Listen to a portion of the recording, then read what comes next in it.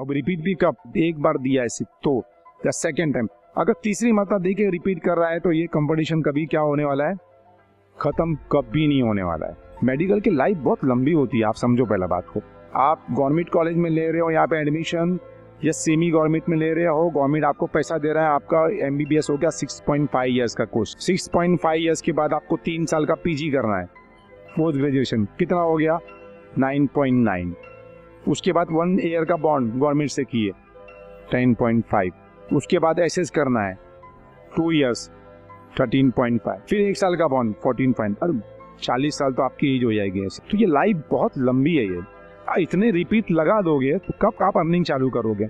इतना time waste करना गलत। 2 दिया है, चलो आप ले लो जो भी है, आगे बढ़ो। बीएमएस भी बहुत अच्छा कोर्स है, बीडीएस गवर्नमेंट भी अच्छा कोर्स है, आगे बढ़ जाइए। 2 वे बैकअप रखो, बताना मेरा मतलब ये था। तमाम तारीफ उस परवरदिगार के लिए जिसने हमें पैदा किया और तमाम जहानों की खुशियों से हमें नवाजा।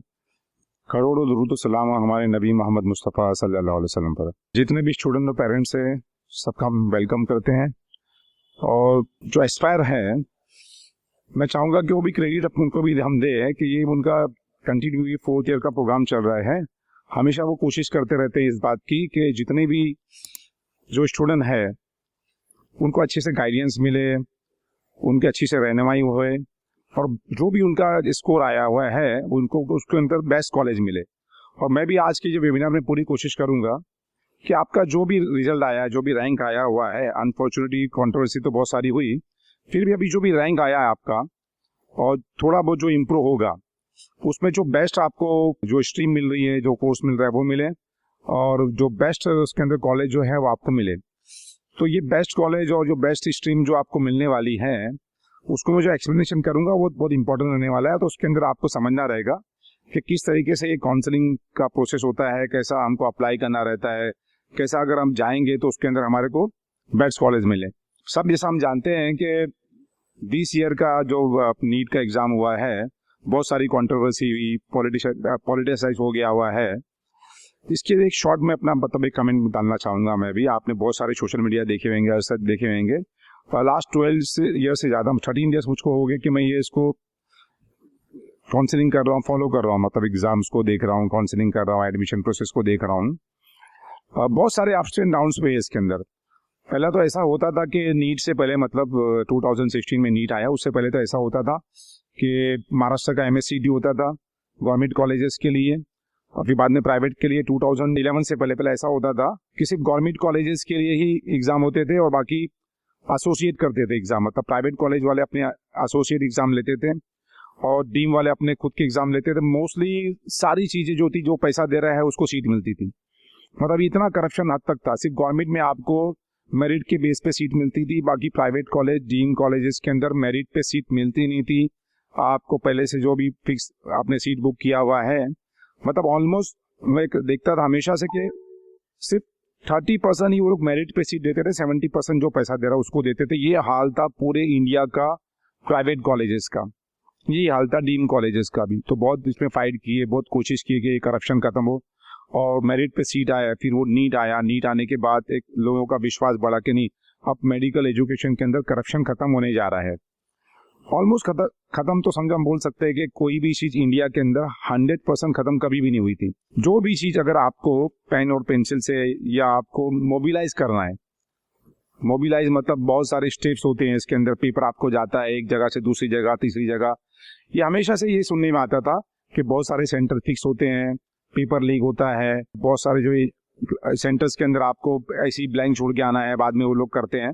ये हमेशा सुनने आता था और मुझको लगता है कि होता भी होगा। ये नीट में चीटिंग होना ये कोई नई बात नहीं है, चीटिंग वगैरह थोड़ा बहुत तो होती थी। मगर दिस ईयर क्या हो गया है एक्चुअली कि देखो, कोई चीज़ अगर लिमिट में रहेगी ना तो वो पकड़े नहीं जाती थी, सुनने में आता था और हो जाता था।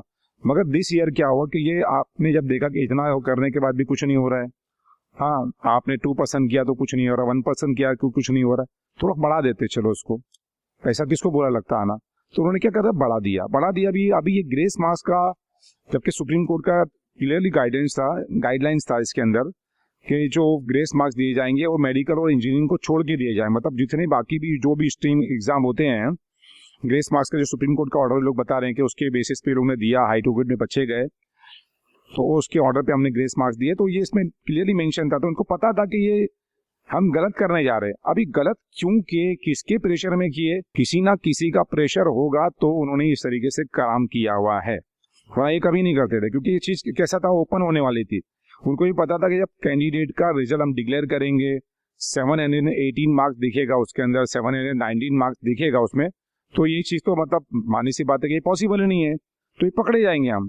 उनको पता था, फिर भी किसी का एक प्रेशराइज था बहुत ज्यादा, और बहुत ज्यादा कोई इन्फ्लुएंसर आदमी होएगा जिसने प्रेशराइज किया हुआ है अपने बच्चों के फायदे के लिए। उनको पता था कि ये होने वाला है, फिर भी उन्होंने वो रिस्क लिया ये टाइम पे, और वो रिस्क उनका क्या हो गया, बैकफायर कर गया, पूरा बैकफायर कर गया। क्योंकि ये चीज मतलब हाईलाइट हो गई, अब तो पॉलिटिकल इशू हो गया, अब जो होना था हो गया। और एक सुप्रीम कोर्ट ने एक बड़ा अच्छा इसमें जो डिसीजन दिया है, मतलब देने जाता था कि उससे पहले ही एनटीए ने जितने लोगों को ग्रेस मार्क्स दिया हुआ था 1563, वो जैसा वो बता रहे हैं, अभी एनटीए पे तो हमारा किसी का भी विश्वास नहीं है, किसी का भी भरोसा नहीं है। अब तो क्वेश्चन मार्क ये आता कि 1563 कैंडिडेट को ही दिया था कि उससे भी ज्यादा है, क्योंकि किसको पता नहीं है, वो आप लोग ने फिगर को डिक्लेयर किया हुआ है। तो 1563 जो लोगों को भी दिए थे, उन लोगों को वो वापस ले रहे हैं, उनका री एग्जाम लेंगे।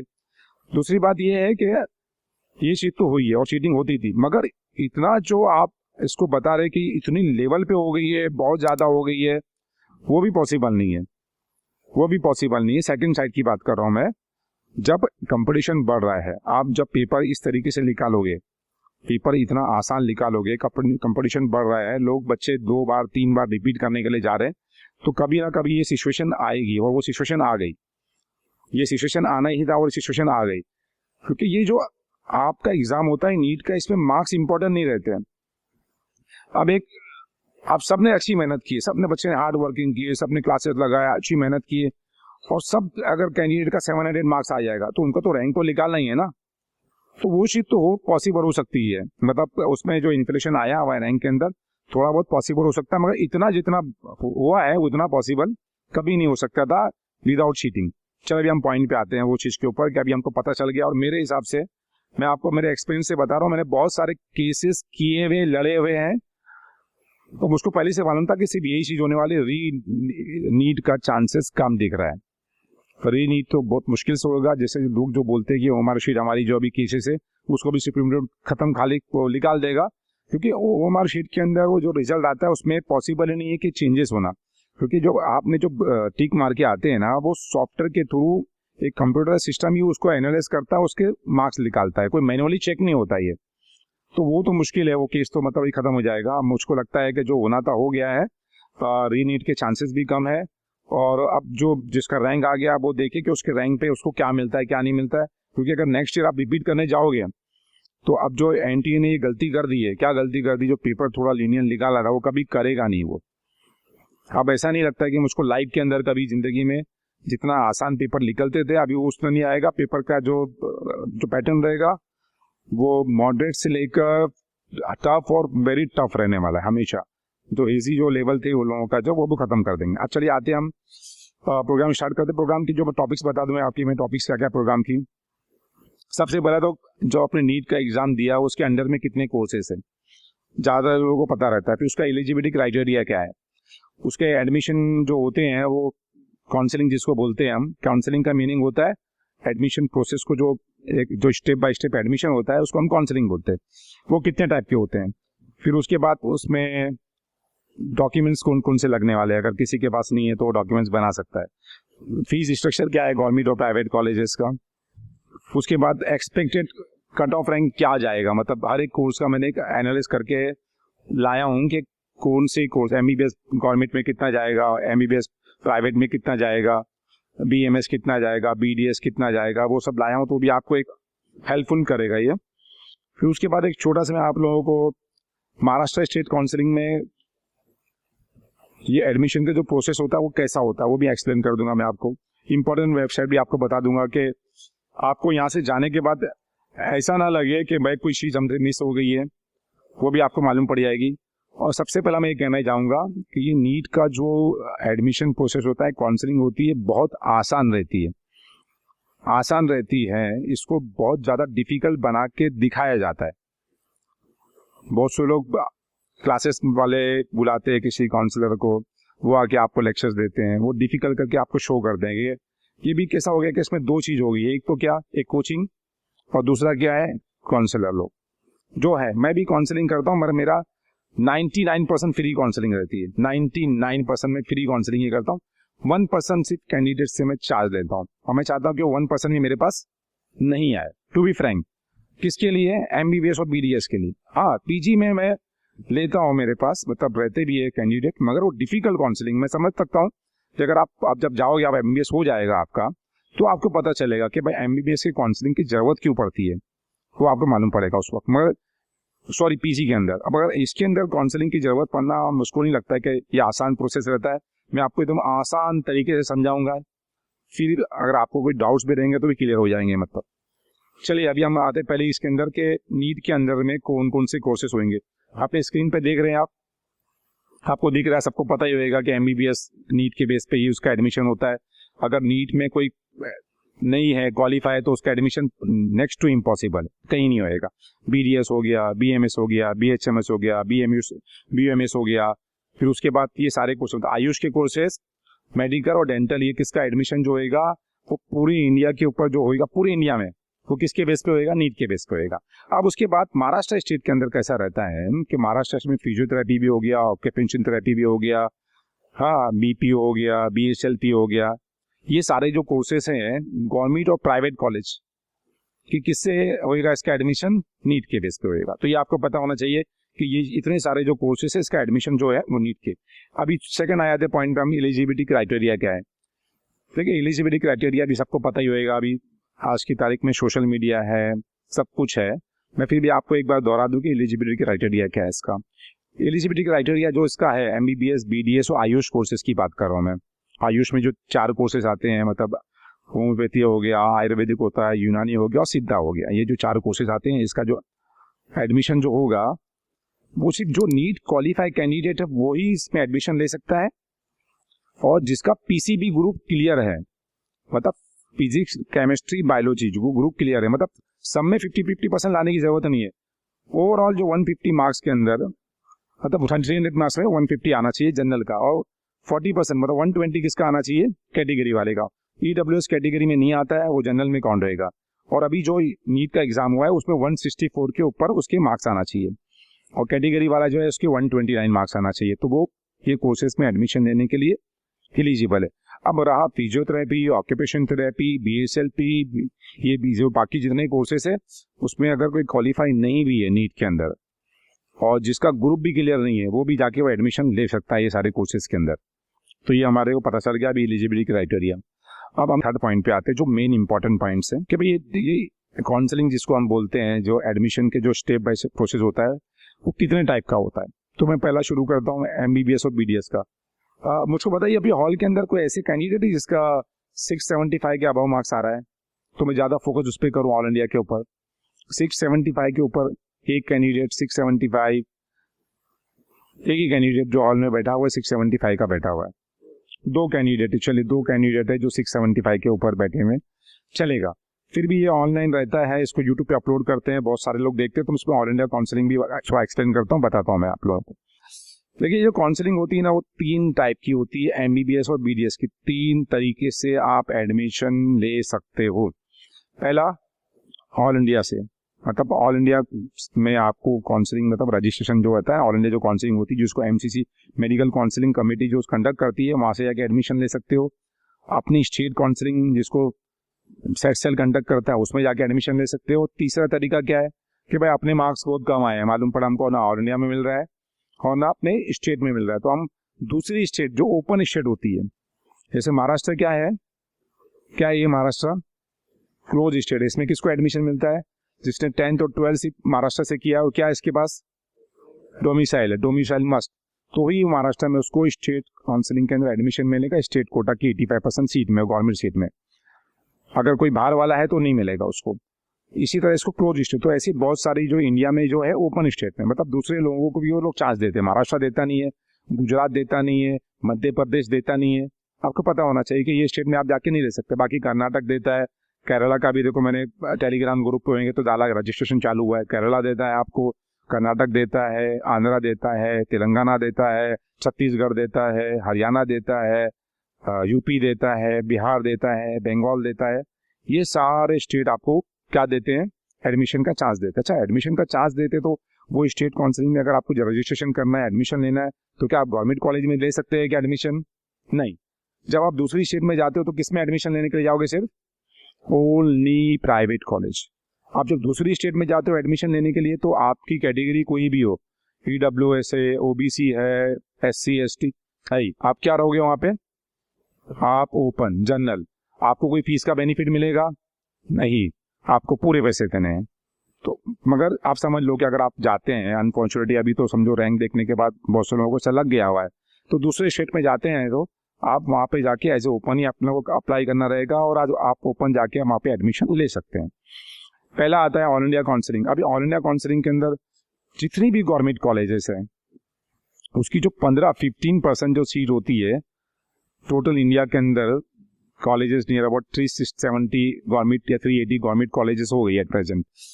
तो उसकी जो काउंसिलिंग होगी 15% सीट की वो ऑल इंडिया से होगी। 100% जितनी भी सेंटर यूनिवर्सिटी, देखो जो गवर्नमेंट कॉलेज होती है या तो वो सेंट्रल गवर्नमेंट चलाती है, या तो वो स्टेट गवर्नमेंट चलाती है, या तो वो कॉरपोरेशन चलाती है। अभी जैसे हमारे यहाँ पे साइन हो गया, KEM हो गया, नायर हो गया, ये किसके अंडर में आती है? इसको कौन रन करता है? कॉरपोरेशन चलाता है, मगर गवर्नमेंट कॉलेज ही है। JJ हो गया, उसको स्टेट गवर्नमेंट चलाती है। जिसी तरह एम्स जो होती है जितनी भी कॉलेजेस, उसको कौन चलाता है? सेंट्रल गवर्नमेंट चलाती है उसको। तो जितनी भी सेंट्रल गवर्नमेंट की कॉलेजेस है, चाहे वो एम्स हो, जिपमार हो, AMU मतलब अलीगढ़ मुस्लिम यूनिवर्सिटी की जवाहरलाल नेहरू कॉलेज हो, या BHU बनारस हिंदू यूनिवर्सिटी की कॉलेज हो, उसकी पूरी 100% की सीट की काउंसिलिंग कहाँ से होगी? ऑल इंडिया से होगी।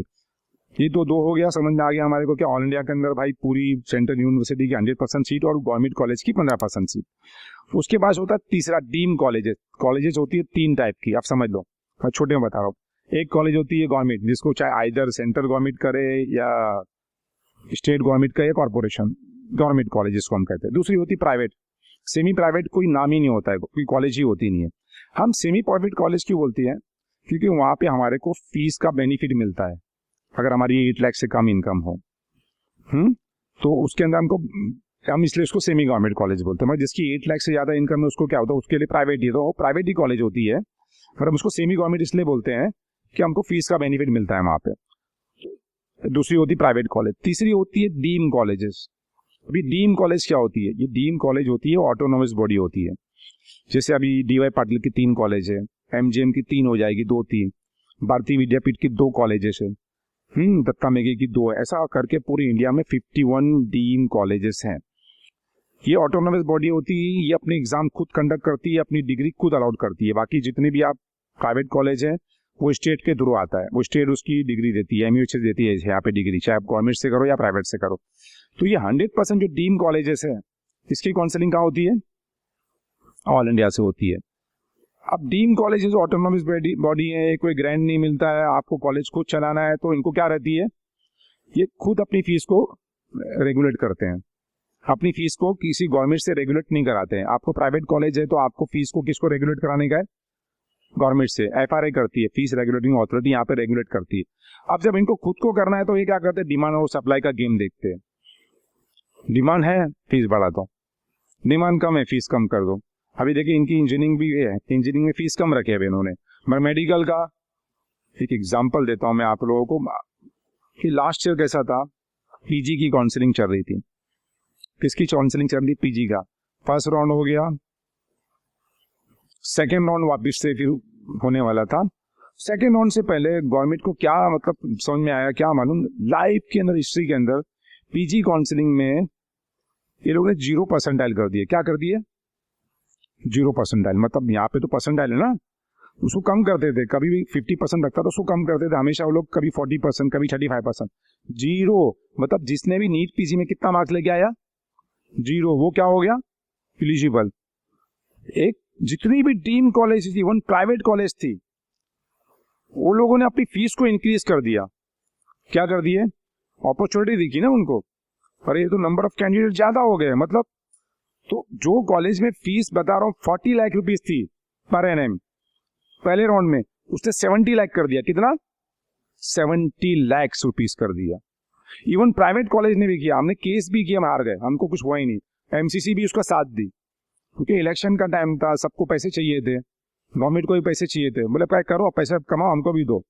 टू बी फ्रैंक, बहुत आवाज उठाई हमने, इस तरह का कभी नहीं हुआ था, मगर आज तक हिस्ट्री में ऐसा नहीं हुआ कि राउंड वाइज चल रहा है और फीस इंक्रीज कर दिए। तो ये भी चीज हुई लास्ट टाइम पे। मैं बता रहा हूँ कि ये इतना ज्यादा हम सोचते हैं कि इसका करप्शन खत्म हो मेडिकल में, एजुकेशन में, मगर वो खत्म होने का नाम ही ले रहा नहीं है। तो ये चीज भी हो चुकी है लास्ट ईयर। अब मैं बता रहा हूँ आप लोगों को, तो ये डीम कॉलेजेस है। तब ये ऑल इंडिया काउंसलिंग इंपॉर्टेंट किसके लिए हो गई? जिसके बहुत अच्छे मार्क्स है। Last year all India counselling का फाइनल कट ऑफ क्या था जनरल का?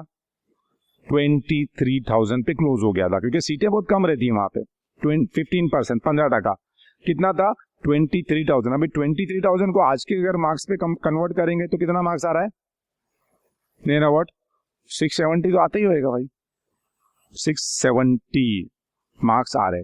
मतलब ऑल इंडिया काउंसलिंग या तो आपके पास बहुत अच्छा मार्क्स है या तो बहुत ज्यादा पैसा है। किसका पैसा? मतलब ये डीम कॉलेजेस।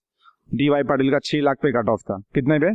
6 लाख। दत्ता मेघे जिसकी फीस 22 लाख अभी आपको दिखाऊंगा, उसका 7-8 लाख कट ऑफ था। आप तमिलनाडु में चले और 10-10 लाख 11 लाख जिसका रैंक था, जस्ट क्वालिफाई, उनको भी एडमिशन मिला। तो ऑल इंडिया काउंसलिंग किसके लिए होती है? हमको मालूम होना चाहिए कि हमको एडमिशन कहाँ मिल रहा है। जिसका बहुत अच्छा मार्क्स या तो बहुत ज्यादा पैसा, शॉर्ट में।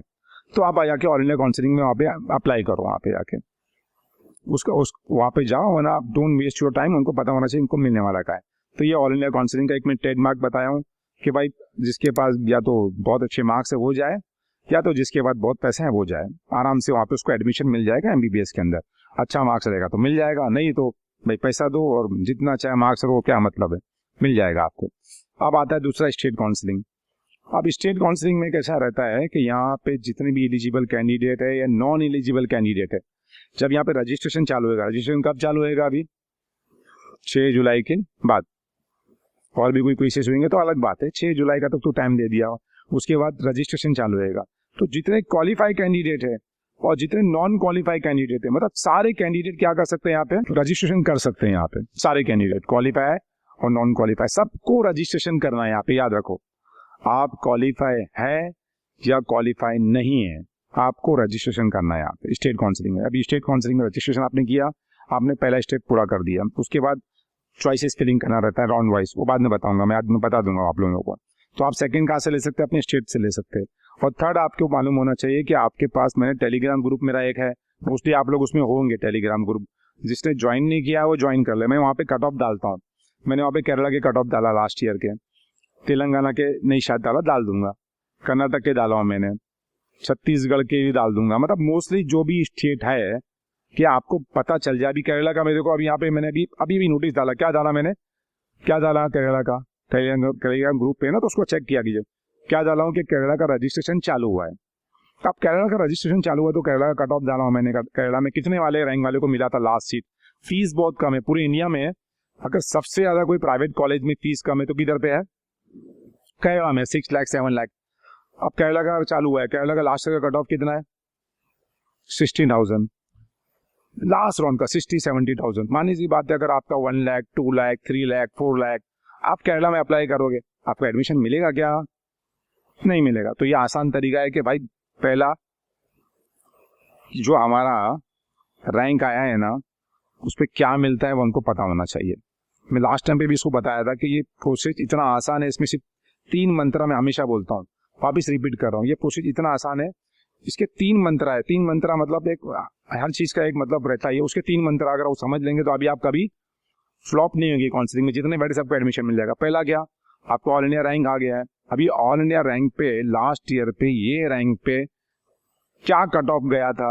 एमबीबीएस का, क्या बीडीएस का, क्या बीएमएस का, क्या बीएमएस का, और कौन सा कोर्स मिलता है आपको मालूम होना चाहिए। तो आप क्या कहाँ से चेक कर सकते हैं? लास्ट ईयर का कट ऑफ देखो, जो रैंक पे जो कोर्स में फाइनल एडमिशन मिला था या जो कॉलेज में मिला था आपको पता चल जाएगा उससे। तो वो आपको क्यों मिल रहा है 100%? क्योंकि हर साल सीटें बढ़ती है। ये साल भी रियल अवार्ड बहुत सारी सीटें बढ़ेगी एमबीबीएस की। जब एमबीबीएस की गवर्नमेंट की सीट बढ़ती है तो सब पे उसको फायदा होता है। तो जो लास्ट ईयर जो कट ऑफ पे मिल रहा है 99.9% वो आपको मिल रहा है। तो पहला तो आपको ये देखना है कि आसान कितना है, कि भाई ये तो चेक करना है आपको, तो ये चेक कर लो आप। सारे कट ऑफ तो मैंने ऑलरेडी डाल चुका हूँ, एमबीबीएस बीडीएस सबके डाल दिया हूँ मैंने उसमें से आपको, और गवर्नमेंट भी डालती है। तो गवर्नमेंट से पहले ही हमने डाल दिया आप लोगों को कि आपको पता चल जाए, तो वो सारे आपको मालूम पड़ जाए कि भाई क्या मिल रहा है, पहला फंडा। अब जब मिल गया हमारे को, अभी किसी को समझो एमबीबीएस कॉलेज मिल रहा है और नीचे का मिल रहा है, मतलब कैसा है कि उसको यवतमाल मिल रहा है या गोंडिया मिल रहा है, ये कॉलेज उसको मिल रहा है, चॉइस फिलिंग करना पड़ेगा ना उसके बाद। तो आप चॉइस फिलिंग में क्या जो कॉलेज मिल रहा है दूसरा मंत्र है कि वही डाल दोगे पहला, कि भाई ये मैं डाल दूं तो मुझको मिल जाएगा? नहीं, ऐसा नहीं होता है। एक एग्जांपल भी देता हूँ, अगर किसी को 40,000 पे लास्ट ईयर में समझो यवतमाल में एडमिशन मिला था 40,000 में, अब उसने देखा कट ऑफ 40,000 में यवतमाल में मिला, और ये कट ऑफ जो रहता है वो किसके राउंड का रहता है? हाँ, लास्ट राउंड का रहता है। तो लास्ट राउंड में मिला था, पहले राउंड में तो मिला नहीं था। फिर भी चलो, अगर पहले राउंड में भी चेक किया उसने, सिलेक्शन लिस्ट राउंड वाइज भी आती है, तो भी उसको मालूम पड़ा कि अगर मुझको पहले राउंड में भी 40,000 में यवतमाल मिल रहा था, तो अब चॉइस फिलिंग करने का टाइम आया। अब तो चॉइस फिलिंग में यवतमाल मिल रहा था उसको, तो सोचा उसने यवतमाल को ऊपर डाल दूंगा, मेरे को 40,000 में मिल रहा था तो मुझको पहले ही मिल जाएगा। वो गलतियां करते हैं आप, ऐसा नहीं। किसी का 39,999 रैंक है, उसने सारी टॉप कॉलेजेस पहला KM, Nair, Sion, JJ, BJ, Nagpur, ये सारी डालने के बाद यवतमाल लास्ट में डाला। और उसने क्या किया था, पहला यवतमाल डाल दिया कि मुझको मिल रहा है, और उसके बाद सारी कॉलेजेस डाला उसने। तो एडमिशन किसको मिलेगा? जिसका 39,999 रैंक है, एडमिशन उसी को मिला लास्ट में डालने के बावजूद भी। क्योंकि ये सॉफ्टवेयर ऐसा बनता है कि जब जो भी कैंडिडेट आपसे अच्छे रैंक वाला है, जब तक उसकी लास्ट चॉइसेस उसको मिल रही है, लास्ट तक भी मिल रही है, वो उसको देगा, उसके बाद आगे बढ़ेगा। वो उससे पहले आगे बढ़ेगा ही नहीं। तो लास्ट में डाला था उसको, लास्ट कॉलेज उसको दे दिया यवतमाल की, और ये 40,000 वाले ने पहले डाला, उसको नहीं मिला। तो दूसरा मंत्र क्या है कि भाई हमको पता होना चाहिए कि मिल रहा है क्या है। मिल तो ये रहा है, मगर कोशिश क्या करना है हमारे को? हाँ, बेटर कॉलेज डालो, चाहे चॉइस फिलिंग के अंदर अपनी अच्छी अच्छी कॉलेज डालो ना, पैसा लगता नहीं है चॉइस फिलिंग करने के लिए। Unlimited, you can fill unlimited choice as you can, कितनी भी बढ़ सकते हैं आप। ज्यादा चॉइसेस डालो ना, अपनी सीक्वेंस बनाओ आराम से, टाइम है अपने, आपने डाल दिया और आपको मालूम पड़ गया मिलने वाला ये, मतलब बेटर की कोशिश करने का हमेशा। ये हो गया। अब दूसरी बात कैसा है मालूम किया, जिसके चांसेस बहुत कम रहते हैं, एक नेगेटिव थॉट भी। नेगेटिव थॉट अभी कैसा है मालूम क्या, अभी आप किसी के कैंडिडेट का 85,000 रैंक आया या 90,000 रैंक आया, कितना है, 90,000 रैंक आया महाराष्ट्र स्टेट में, ऑल इंडिया के अंदर। अभी महाराष्ट्र स्टेट का SML नंबर नहीं आया हुआ है, और वो बीच में कैंडिडेट, मतलब उसको प्राइवेट सेमी गवर्नमेंट कॉलेज है, वेदांता को छोड़ के मिल भी सकता है। लास्ट ईयर क्या कट ऑफ था सेमी गवर्नमेंट कॉलेज का? आप तो सब लोग टेलीग्राम ग्रुप पे है, कुछ अच्छे रैंक वाले भी है, 90,000 वाला है कि नहीं? 90 या 1 लाख वाला कोई बैठा है? कोई बैठा नहीं है। चलिए 1,10,000 वाला बैठा है, 120, हाँ 110, क्या कितना रैंक है? 110, 115। चलो फिर भी क्या रैंक था last year semi government college, जो क्या रैंक पे मिला?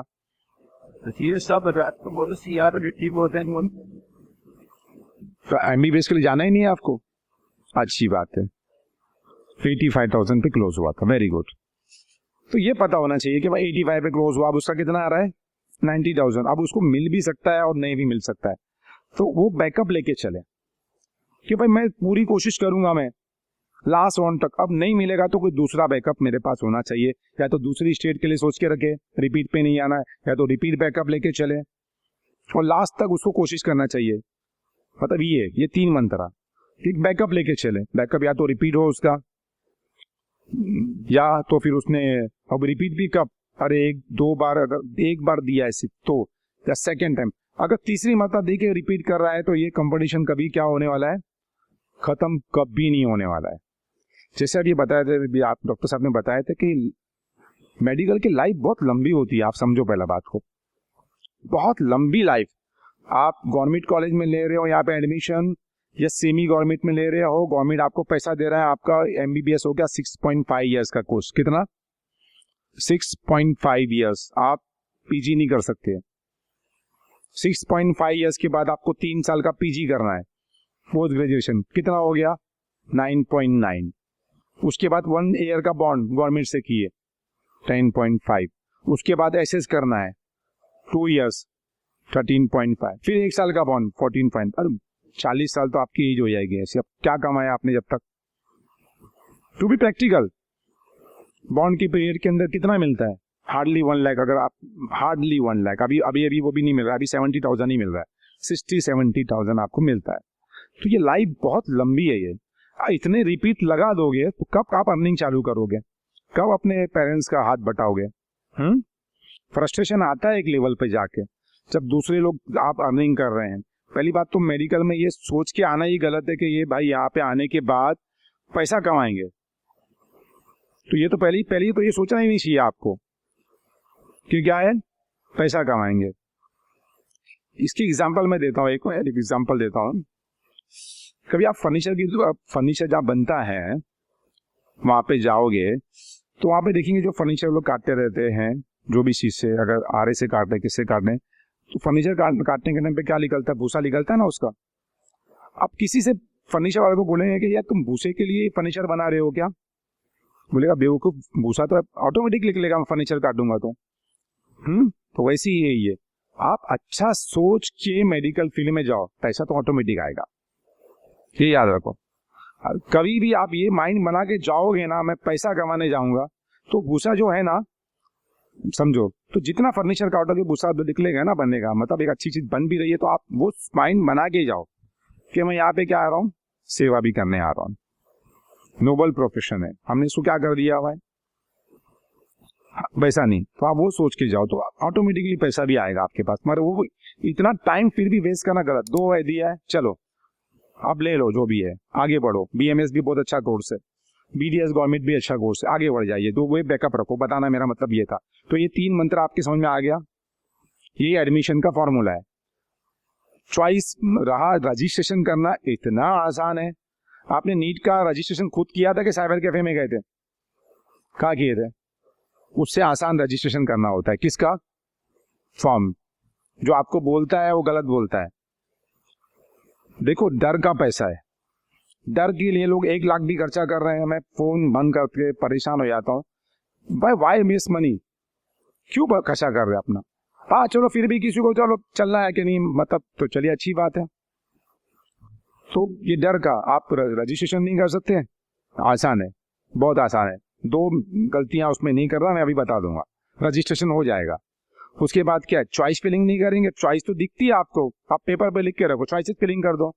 मालूम है कट ऑफ क्या है आपको, बस यही, कोई कुछ इसमें लूप होल नहीं है, सॉफ्टवेयर बराबर लेके आएगा। तो ये है आपको, तो इसमें पैसा बेवकूफ़ी है कि इसमें पैसा डाला जाए। चलिए अभी आगे आते हैं हम। ये आप समझ लें कि 3 जो काउंसलिंग के राउंड होते हैं कौन से होते हैं। अब आते हैं मेन पॉइंट पे, हमारे इंपॉर्टेंट डॉक्यूमेंट्स। अभी मैं नीचे आता हूँ उसके लिए कि इनको इंपॉर्टेंट डॉक्यूमेंट्स आपको बता दूं कि इंपॉर्टेंट डॉक्यूमेंट्स आपको कौन कौन से लगने हैं। फिर इंपॉर्टेंट डॉक्यूमेंट्स है, मैंने टेलीग्राम पे डाला ही था, आप लोगों के सबके पास है ना, आप उसको ओपन कर लीजिएगा। या तो अपना, मैंने उसको कहा था कि आप उसका क्या निकाल लेना, प्रिंट आउट निकाल लेना। प्रिंट आउट निकालने के बाद क्या करना रहेगा आपको, जो डॉक्यूमेंट्स है उसको क्या करो, टिक कर दो, और जो नहीं लगने वाले उसको NA नॉट एप्लीकेबल कर दो, और जो बाद में मिलते हैं टू भी करके डाल दो, तो मालूम पड़ेगा कि बाद में लगने वाले हैं। टू भी मतलब बाद में जो मिलते हैं आपको। कैसे, जब सबसे पहला जो डॉक्यूमेंट्स रहता है, एडमिट कार्ड, आपका सबका एडमिट कार्ड संभाल के रखे हुए। ये सारे डॉक्यूमेंट्स आपको किसमें चाहिए, PDF के अंदर चाहिए। किसमें चाहिए, PDF के अंदर। PDF की साइज क्या रहेगी, बिलो 300 kbps कर लेना, बिलो 300 kbps। तो पहला क्या हो गया, एडमिट कार्ड। दूसरा क्या हो गया, स्कोर कार्ड। आप ये online copy of online application pass form, ये कहाँ मिलेगा आपको, जब आप रजिस्ट्रेशन करेंगे। किस में करेंगे, महाराष्ट्र स्टेट काउंसिलिंग में रजिस्ट्रेशन करेंगे। उसका एप्लीकेशन फॉर्म की क्या करने का है, कॉपी आपको प्रिंट लिखा डाउनलोड करना है और PDF में कर देना, वो हो गया। उसके बाद क्या होता है, मार्कशीट हो गया। सिलेक्शन लेटर, आपका जब एडमिशन लेने जाते हो आप लोग, सिलेक्शन हो जाता है तो एक सिलेक्शन लेटर आता है। वो सिलेक्शन लेटर आपको क्या करना रहेगा, प्रिंट निकाल के रखना रहेगा। सिलेक्शन लेटर के बाद क्या है, नेशनलिटी सर्टिफिकेट। अब नेशनलिटी सर्टिफिकेट आपके पास कोई भी ऐसा सर्टिफिकेट जिसमें क्या लिखा होना चाहिए, इंडियन। आपकी लिविंग सर्टिफिकेट होएगा, बर्थ सर्टिफिकेट होएगा, पासपोर्ट होएगा, डोमिसाइल होएगा, यू कैन आइदर वन, कोई भी आप यूज कर सकते हैं जिसमें आपका क्या लिखा होना चाहिए, इंडियन लिखा होना चाहिए। उसके बाद चलिए डोमिसाइल सर्टिफिकेट जरूरी है, मस्ट, सबके पास है, पुराना भी चलता है। चले आगे चलते हैं। फिर उसके बाद हमने पासिंग सर्टिफिकेट जरूरी है 10th का। 12th का सिर्फ उसके लिए जरूरी है जो कौन है, रिपीटर है। अभी फ्रेशर को तो मिला नहीं आप लोगों को, मिल गया तो दिखा देना, और नहीं मिला रहेगा तो सिर्फ आपका स्टेटमेंट ऑफ मार्क्स भी चल जाएगा। चलिए इसके बाद आपका लिविंग सर्टिफिकेट। माइग्रेशन सर्टिफिकेट आपको अगर आपने एसएससी बोर्ड से किया है तो माइग्रेशन सर्टिफिकेट स्टेट काउंसलिंग में एडमिशन लेंगे तो नहीं लगेगा, नहीं लगता है। अगर आपने किससे किया है और सीबीएसई से करते हैं तो साथ में देते हैं वो लोग, और आईसीएसई वाले भी साथ में देते हैं। तो सिर्फ माइग्रेशन कब लगेगा, जब आप आउट ऑफ स्टेट जाके एडमिशन लेते हैं। चलिए फिर उसके बाद आपके पास स्टूडेंट एफिडेविट, अभी जिसका गैप सर्टिफिकेट, जिसका फॉर्मेट मैं डाला हूँ टेलीग्राम ग्रुप में, नहीं रहेगा तो भी टेलीग्राम जो भी है मेरा अपना टेलीग्राम ऐप डाउनलोड कर लेना और क्या कर लेना, आप उस पर ज्वाइन हो जाना। तो उसमें बहुत बार डालता हूँ मैं, आपको 100 रुपीज स्टाम्प पेपर पर सेम फॉर्मेट में टाइप करना है। एजुकेशन गैप क्या रहेगा आपका, जब आपने 12 किया था और जब बनाने जा रहे हो, स्टार्टिंग डेट जब आपने 12 आपका हुआ और जब आप जिस दिन बना रहे हो वो डेट आपका गैप पीरियड हो गया। चलिए आगे उसके बाद medical fitness certificate. Medical fitness certificate का भी फॉर्मेट मैंने ऑलरेडी डाल दिया, हमेशा से एक ही रहा हुआ है, कभी अलग नहीं रहता है, एक ही फॉर्मेट वो लोग क्या करते हैं बनाते हैं, जिसको मैंने डाल के रखा हूँ ग्रुप के अंदर। आप आराम से मेडिकल फिटनेस सर्टिफिकेट किसी से भी बना लो, ऐसा नहीं कि गवर्नमेंट डॉक्टर से बनाना है, कोई भी डॉक्टर से बनाओ, एमबीबीएस रहेगा या पोस्ट एमबीबीएस रहेगा तो बेटर है। मैं कहा नहीं मिलता है तो चलेगा, किसी का भी कोशिश करो कि एमबीबीएस डॉक्टर से मिलेगा, नहीं मिलता है तो चल जाएगा, कोई टेंशन नहीं है उसमें। आगे आप आते हैं हम, अब मुस्लिम कैंडिडेट है तो आपको क्या लगेगा, माइनॉरिटी एफिडेविट लगेगा आपको, 100 रुपीज स्टाम्प पेपर जिसका मैंने फॉर्मेट डाल के रखा हूँ मैं। मुस्लिम हो कोई भी, मतलब आप माइनॉरिटी कैटेगरी में आते हो तो आपको एक एफिडेविट लगेगा। अच्छा, माइनॉरिटी दो टाइप के कोटे होते हैं, एक तो रिलीजियस माइनॉरिटी कोटा होता है, जिस जैन हो गया, बुद्धिस्ट हो गया, मुस्लिम हो गया, जो माइनॉरिटी के अंदर आते हैं, अगर उनकी कोई कॉलेज है तो उसमें माइनॉरिटी का रिजर्वेशन रहता है। और दूसरा कोटा होता है किसका, लिंग्विस्टिक माइनॉरिटी कोटा होता है। किसको बोलते हैं हम, लिंग्विस्टिक। लिंग्विस्टिक बोले तो भाषा के तौर पे कॉलेज, जैसे केसी मित्तल, ये कौन सी है, आयुर्वेदिक कॉलेज है जो लिंग्विस्ट माइनॉरिटी, जिसमें सिर्फ हिंदी वालों को, जो हिंदी भाषा रहता है ना, उसी को एडमिशन मिलता है। याद रखो। तो ऐसी गुजरातियों की भी बहुत सारी कॉलेजेस है जिसमें जो गुजराती है उनको एडमिशन मिलता है, जो हिंदी भाषा है, मगर ये सब एमबीबीएस में नहीं है, किसमें है, बीएमएस के अंदर है, बीएचएमएस के अंदर है, जिसका कट ऑफ बहुत कम जाता है। तो उसमें लिविंग पे लिखा होना चाहिए क्या, mother tongue Hindi, mother tongue Gujarati, mother tongue Sindhi, Sindhi की भी एक कॉलेज है, समझे। तो लिंग्विस्टिक माइनॉरिटी थी। तो इस तरीके से आपको उसका भी बेनिफिट मिलता है, उसका भी एफिडेविट बनाने का है और लिविंग पे रहना लिखा होना चाहिए। अब ये हो गया हमारे सारे डॉक्यूमेंट। उसके बाद आता है अगर कोई कास्ट का इंडिविजुअल है, कास्ट सर्टिफिकेट हो गया, कास्ट वैलिडिटी लगेगा यहाँ पे, नॉन क्रीमी लगेगा, फिर ईडब्ल्यूएस है तो ईडब्ल्यूएस लगेगा, कौन सा वाला, स्टेट का। अरे ईडब्ल्यूएस नहीं है और आपकी इनकम 8 लाख से कम है तो क्या बनाओगे, क्या बनाएंगे आप लोग, बताइए तो सही। हम तो पढ़े इतने सालों से बोलते आ रहा हूं मैं कि भाई इनकम सर्टिफिकेट बनाओ और क्या बचाओ, हाँ पैसे बचाओ। एक तो क्या करते हैं आप लोग, मेरा जो मैसेज इतनी मेहनत से बनाता हूँ उसको फॉरवर्ड नहीं करते हैं। आप फॉरवर्ड भी कीजिए, अभी भी तक सिर्फ 13,000 अपने है किसके अंदर, टेलीग्राम ग्रुप के अंदर। आप नहीं चाहते कि कोई दूसरा उसमें आए, कुछ बेनिफिट हो। पीजी के अंदर एग्जाम देते हैं महाराष्ट्र के कैंडिडेट जो क्वालिफाई होते हैं, कितने थाउजेंड, हार्डली 7,000 कैंडिडेट क्या होते हैं क्वालिफाई। मेरा एक टेलीग्राम ग्रुप है पीजी का, जाके देखो। 7,000 में 6,500 95% सारे आ जाते हैं उसके अंदर, किसमें, वो टेलीग्राम ग्रुप पे हर साल। मतलब ऑलमोस्ट 95% उसमें आते हैं। क्यों आते हैं, क्योंकि उसमें सारी इंफॉर्मेशन फ्री है उनके लिए, और उनको पता है कि फ्री इंफॉर्मेशन की कितनी बड़ी अहमियत है। सारी इंफॉर्मेशन वहां पे फ्री है, आपको फीस आ गई है, आपके पास हर चीज जो नोटिफिकेशन है आपको पहले मिल रहा है। बहुत सी नोटिफिकेशन वेबसाइट पे आएगी बाद में, आपको पहले मिल जा रही है, तो आपको सब चीज आ रही है वहाँ पे। गैप सर्टिफिकेट कैसा, माइनॉरिटी सर्टिफिकेट कैसा, ईडब्ल्यू सर्टिफिकेट कैसा, हर चीज आ रही है। तो आप लोग इसको फॉरवर्ड नहीं करते। पीजी का कैसा है कि एक को मालूम पड़ा तो पूरे आ गए। मतलब 95 महाराष्ट्र से 2,70,000 ने नीट का एग्जाम दिया हुआ है। 2,70,000 ने क्वालिफाई होंगे, 140 देके भी दिखा हुआ है, मगर हार्डली हमारे टेलीग्राम ग्रुप पे कोई मेंबर है। चलिए, तो अभी ये सारी चीजें वहाँ पे आपको मिल जाएगी। वहाँ पे इनकम सर्टिफिकेट बनाना है। क्या बनाना है? Income certificate. इनकम सर्टिफिकेट रहेगी तो क्या फायदा होने वाला है? गवर्नमेंट ने की स्कीम निकाली थी। क्या स्कीम निकाली थी? कि भाई लेडीज लोगों को पूरे खर्चे वो लोग देंगे, ट्यूशन फीस। सुने कि नहीं सुने आप लोगों ने? हाँ, तो उसके लिए क्या रहेगा? बिलो इनकम 8 लाख, नहीं तो भी 50% तो फीस आपकी बच रही है ना। अभी तक ये स्कीम के बारे में बहुत से लोगों को पता ही नहीं है। चलिए, ये हो गया, इनकम सर्टिफिकेट बना दे अपना। फिर बाकी जो डॉक्यूमेंट्स है वो सब कैटेगरी वालों के लिए हैं, जिसमें caste certificate, cast validity certificate. ऐसा कोई भी डॉक्यूमेंट्स रहता नहीं है जो आपके पास ना हो। इसमें से कोई डॉक्यूमेंट ऐसा लग रहा है कि आपके पास नहीं है, जो नहीं है वो तो बाद में आपको एडमिशन जब हो जाएगा तो मिल जाएगा, रजिस्ट्रेशन करोगे तो जब भी आ जाएगा।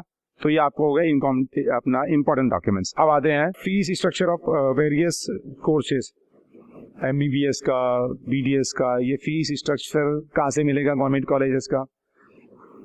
तो आप देख लेते हैं, फीस स्ट्रक्चर आ जाते हैं हम। सबसे पहला तो हम निकालते हैं गवर्नमेंट कॉलेजेस की फीस कितनी है। हाँ, ये मेडिकल का जो है उसमें कितना है? 1,30,000 फीस है गवर्नमेंट कॉलेजेस के अंदर। ये जो फीस है ये जनरल कैटेगरी की है। अगर आप EWS है तो आपकी कम, इनकम सर्टिफिकेट है तो कम, NT1 NT2 SC को तो फीस ही रहती नहीं, ट्यूशन फीस।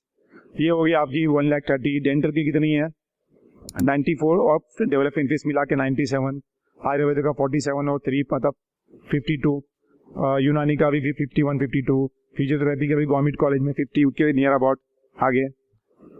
ये सारे मैंने टेलीग्राम पे डाला हूँ गवर्नमेंट कॉलेजेस की फीस, आप देख लीजिए गवर्नमेंट कॉलेज की फीस। ऑक्यूपेशन थेरेपी का भी BSLP।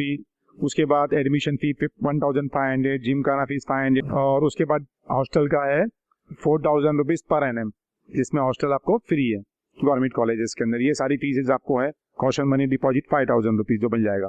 तो ये गवर्नमेंट कॉलेज की फीस है। और इसमें भी अगर आप ये इनकम सर्टिफिकेट है तो आपको हाफ फीस पे करना है। और हो सकता है, माइट भी पॉसिबल है कि गवर्नमेंट के अंदर आपको फीस भरना ही नहीं पड़े, जिसकी इनकम 8 लाख से कम है और कैंडिडेट कौन हो? लेडीज हो। चलिए, तो हमने देख लिया गवर्नमेंट कॉलेजेस की फीस। आते हैं हम प्राइवेट कॉलेजेस की फीस देखते हैं एक एक करके। पहला टॉप कॉलेजेस की लिस्ट निकालें। यहाँ top colleges MBBS BDS top college, top private. हाँ, महाराष्ट्र। ट्यूशन फीस देखिए, अभी ट्यूशन फीस का कैसा है? मैंने यहाँ पे ट्यूशन फीस 2021 की भी डाला हूँ, 2022 की भी डाला। लास्ट 2022 की फीस 1127 अपना 10,25,000 1127 हो गई इसकी। सुमैया की भारतीय पूना की 7 लाख, तेरना की 7 लाख, वसुंधरा पावर की 738, तलेगांव की 980। ये सारी चीजें आपको कहाँ मिलेगी? ये टेलीग्राम ग्रुप पे मिल जाएगी। आप अगर जो नहीं है वो डाउनलोड कर लेना, तो उसको इतना आपको देखने की इंपॉर्टेंस नहीं है, एक नजर मार लो आप। ये जो फीस है ये किसकी फीस है? ये general category, general private colleges की फीस है। वेदांता को छोड़ के हर प्राइवेट कॉलेज के अंदर आपको क्या रहता है? अगर 8 लाख से कम इनकम है, आई रिपीट, तो आधे पैसे भरो। और अगर अब एक चीज आपको दिखाना है, फीस पैकेज दिखाइए ना। ये है असल में कैसा ना कि अगर आप प्राइवेट कॉलेज में, कोई भी कॉलेज में अगर जाते हो तो आपको पता होना चाहिए, होमवर्क करना चाहिए आपको। ये सारी इनकी किसकी वेबसाइट पे रहता है, इसके हिडन चार्जेस रहते हैं कॉलेजेस के अंदर। आप देखिए इसकी ट्यूशन फीस, इसका डिपॉजिट कितना रिफंडेबल, इसकी हॉस्टल में इसके कितने चार्जेस है, आप कौन सी कैटेगरी में और कितना बजट आपका जाता है। ये मैंने एक चार्ट बनाया हुआ है। ऐसा बड़ी मेहनत लगती है इसके अंदर ये चार्ट बनाने में आपको, तो इसको आपको टोटल मालूम पड़ेगा। एक कॉलेज है काशीबाई नवले, नीचे करिए ना आप, काशीबाई नवले एक कॉलेज है जिसकी फीस है 14 लाख। कितनी? 14 लाख। एक कॉलेज है तसगांवकर जिसकी फीस है 8 लाख। एक कैंडिडेट है जिसके पास 8 लाख से कम इनकम सर्टिफिकेट है, 8 लाख से कम का इनकम सर्टिफिकेट है। हाँ, दो चीज का, एक कैंडिडेट जिसका इनकम सर्टिफिकेट है और EWS में भी उसका है और इनकम सर्टिफिकेट भी है। अगर वो काशीबाई से 14 लाख की फीस से अगर वो एमबीबीएस करके निकलता है तो कितना खर्चा आता है, और तसगांव से एमबीबीएस करके निकलता है तो कितना खर्चा आता है, किसका ज्यादा आना चाहिए खर्चा, पूरा एक्सपेंडिचर बताइए। हाँ भाई, माइंड तो यही कहता है ना कि 14 लाख फीस है पर ईयर, अगर हाफ भी होएगी तो 7 होएगी, और उसकी कितनी है 8 लाख है, हाफ होएगी तो 4 होएगी। बजट किसका आना चाहिए, काशी भाई का। जब हम देखते हैं तो काशी भाई का तो बजट आ रहा है 36 लाख पूरा। एक मिनट देखिए ना, पूरा बजट कितना आ रहा है काशी भाई का, 35,46,000 to 25 टोटल खर्चा, हॉस्टल में डिपॉजिट निकाल के सब कुछ करके अगर 8 लाख से कम इनकम है, जिसकी फीस कितनी है 14 लाख अबाव। अब तसगांव करके जाते हैं, तसगांव घर में 36 लाख के ऊपर खर्चा आ रहा है, ये क्या कैलकुलेशन है। हाँ ये सही है, दिस इज फैक्ट। अब तसगांव घर के अंदर जाइए आप, हाँ तसगांव घर के अंदर देखिए फीस तो 3,05,000, हॉस्टल में इसके 3,55,000, 3,55,000 total yearly first year fees बना है आपको 13,36,000, 37,56,000 आता है खर्चा उसका। कितना मतलब क्या है, कान यहाँ से नहीं यहाँ से पकड़ा उसने। तो आपको जब बनाओगे ना, जब आप चॉइस फिलिंग का लिस्ट बनाओगे, एमबीबीएस के लिए देखना है सिर्फ आपको। किसके लिए देखना है, एमबीबीएस, क्योंकि उसमें डिमांड है। बाकी तो कोई फीस लेते ही नहीं बराबर, बाकी सब लोग को जो फीस मिल गए शुक्र अदा करके ले लेते हो लोग। हाँ तो ये आपको देखना है, ये देखने के लिए आपको मैं नहीं दूंगा ये बना के, ये मैं अपने पेड मेंबर के लिए रखता हूँ बना के। मेहनत करता हूँ भाई, इतनी अब मेहनत करता हूँ तो हर चीज मैं 90% तो देता हूँ फ्री में, हर चीज। टेलीग्राम को 10% तो कुछ तो रहेगा, जिनसे पैसे लिए तो उनको कुछ तो दिया जाए एक्स्ट्रा, फिर तो मतलब ही क्या रहेगा उसका। तो ये सारी चीजें, मगर ये आप बना सकते हैं। मैं दिखाया क्यों, ये आपको बनाना है। जैसे मैंने बनाया, मैं तो आपको पीडीएफ देता ही हूँ वहाँ पे, तो आप क्या कीजिएगा, बनाइएगा। अपने पैसे बचाना है, अगर प्राइवेट कॉलेज में जा रहे हैं तो इस तरीके से आपको पैसे बचाना है, देखना है अपने कि आपके एक्चुअल पैसे कितने जा रहे हैं। ये इसका डीम का भी, ये मैं सबका बनाता हूँ, ऐसा आप भी बनाइएगा। ये हो गया। अब ये सिर्फ किसके लिए है, एमबीबीएस। अगर बीडीएस वगैरह है तो कोई इतने हिडन चार्जेस कोई लेता नहीं है। ये आपको फीस स्ट्रक्चर आपको हर एक का मिल जाएगा। बीएमएस का भी मैंने डाल दिया, बीडीएस का डाल दिया, मिला कि नहीं टेलीग्राम ग्रुप पे आपको फीस स्ट्रक्चर सबको मिल गया, वेरी गुड। तो ये सारे फीस स्ट्रक्चर है, हॉस्टल चार्जेस वगैरह जो भी है आप उसकी वेबसाइट पे जाके देख सकते हैं। तो ये आपको पूरा मालूम पड़ जाएगा फीस स्ट्रक्चर में। टेलीग्राम ग्रुप पे जाएंगे, यहाँ पे मैंने आपको शो कर दिया, और वो भी किसका है, जनरल का है। अगर आप 8 लाख से ऊपर जिसकी इनकम, 8 लाख से कम इनकम तो आप हो गया। ये तो हो गया फीस स्ट्रक्चर का हो गया। चलिए भी आगे आते हैं हम।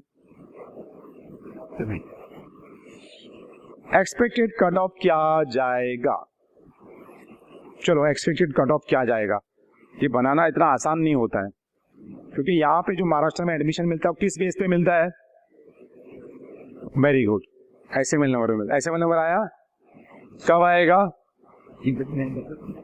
एक चीज बताना भूल गया, क्योंकि यहाँ पे देखा मैंने टॉपर ज्यादा नहीं है। एक इंपॉर्टेंट बात बता रहा हूँ जो सुन के आप लोग खुश हो जाएंगे। बीएमएस के लिए कितने जाने वाले हैं यहाँ पे, चलो बीएचएमएस के लिए कितने जाने वाले हैं, बीएमएस के लिए कितने जाने वाले हैं।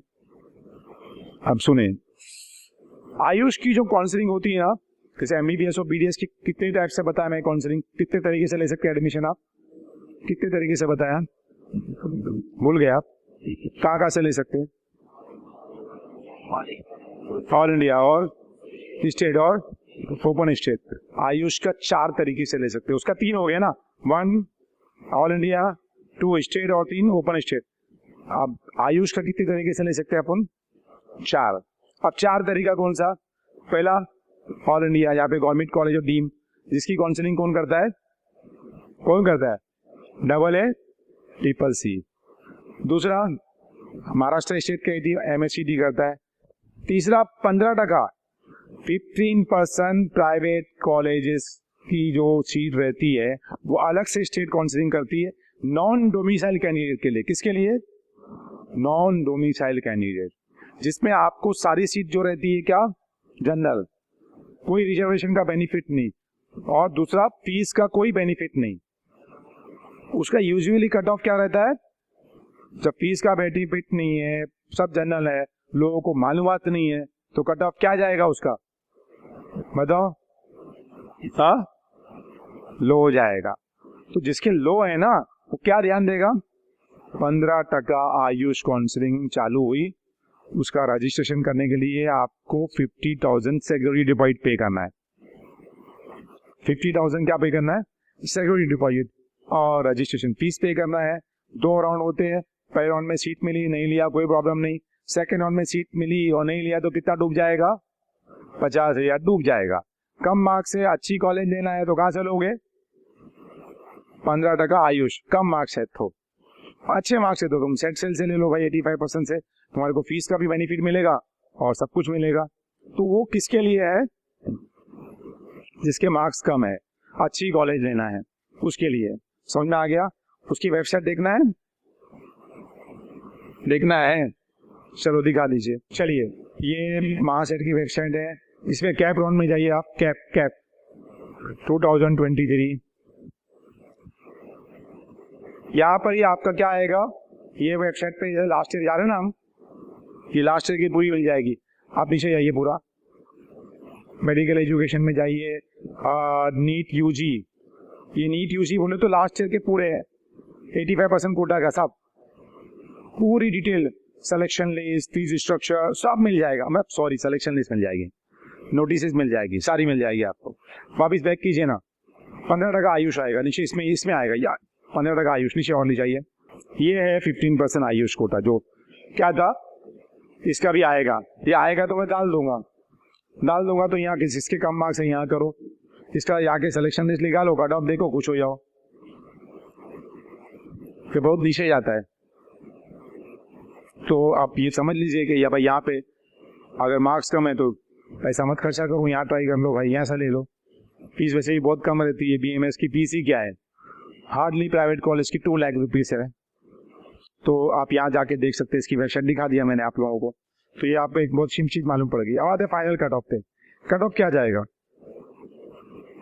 कट ऑफ क्या जाएगा, कॉलेजेस में नहीं ऐड हो रही है, सब कुछ हो रहा है।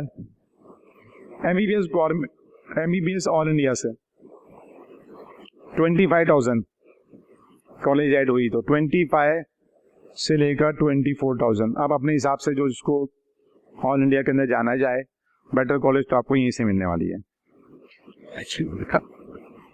MBBS में डाल दूंगा, टेलीग्राम पे आप ज्वाइन करो, मैं इसको एक्सपेक्टेड कट ऑफ डाल दूंगा अच्छा से PDF बना के। MBBS महाराष्ट्र स्टेट, अब यहाँ आता है इंपॉर्टेंट क्या, SML नंबर, रैंक तो आ गया, SML कितना आएगा तो मिल जाएगा। अगर आपका 3250 SML आ गया, श्योर शॉट मिलता है, कितना, अब SML ही नोट करो, रैंक क्या करके फायदा है, रैंक भी लिख लो 40,000 रैंक। अगर 40,000 रैंक वाले को 3250 SML नंबर आ गया लास्ट ईयर के हिसाब से तो बहुत अच्छा है, या तो 44,000 रैंक वाले को भी 3250 आ गया, या 50,000 रैंक वाले को भी 3250 आ गया, क्या हो गया, 50,000 वाले को भी गवर्नमेंट कॉलेज मिल गई, क्या SML इंपॉर्टेंट है। तो 3250 प्लस माइनस 5% हो सकता है, आप समझ के चलिएगा। 3250 गवर्नमेंट कॉलेज, ये भी कब आएगा, रजिस्ट्रेशन करने के बाद। MBBS private college 7,200 plus minus 5%, 7,200, all India rank 85,000। BMS government 15,500 plus minus 5%, 2.25 lakhs all India rank. BMS private 4.25 lakhs all India rank, और उसका 25,000 प्लस माइनस 5%, 27,000 5% भी आ सकता है, 24 भी आ सकता है। BDS government 1 lakh 8,500 SML। BDS private 36,700, 7 lakh rank. BMS government 4,30,000, SML 2,600, 26,000। BMS private 5,50,000 all India rank, SML 31200। BHMS government एक ही college है पूरे इंडिया में, 3,50,000 या 3,40,000 प्लस माइनस 5%, 375 भी हो सकता है, 22,300। BHMS प्राइवेट 8 लाख 9 लाख 9 लाख भी है तो भी मिल गया। ऐसे में नंबर 40,000 प्लस माइनस 5%, माइनस तो नहीं रहेगा, प्लस ही रहेगा सब।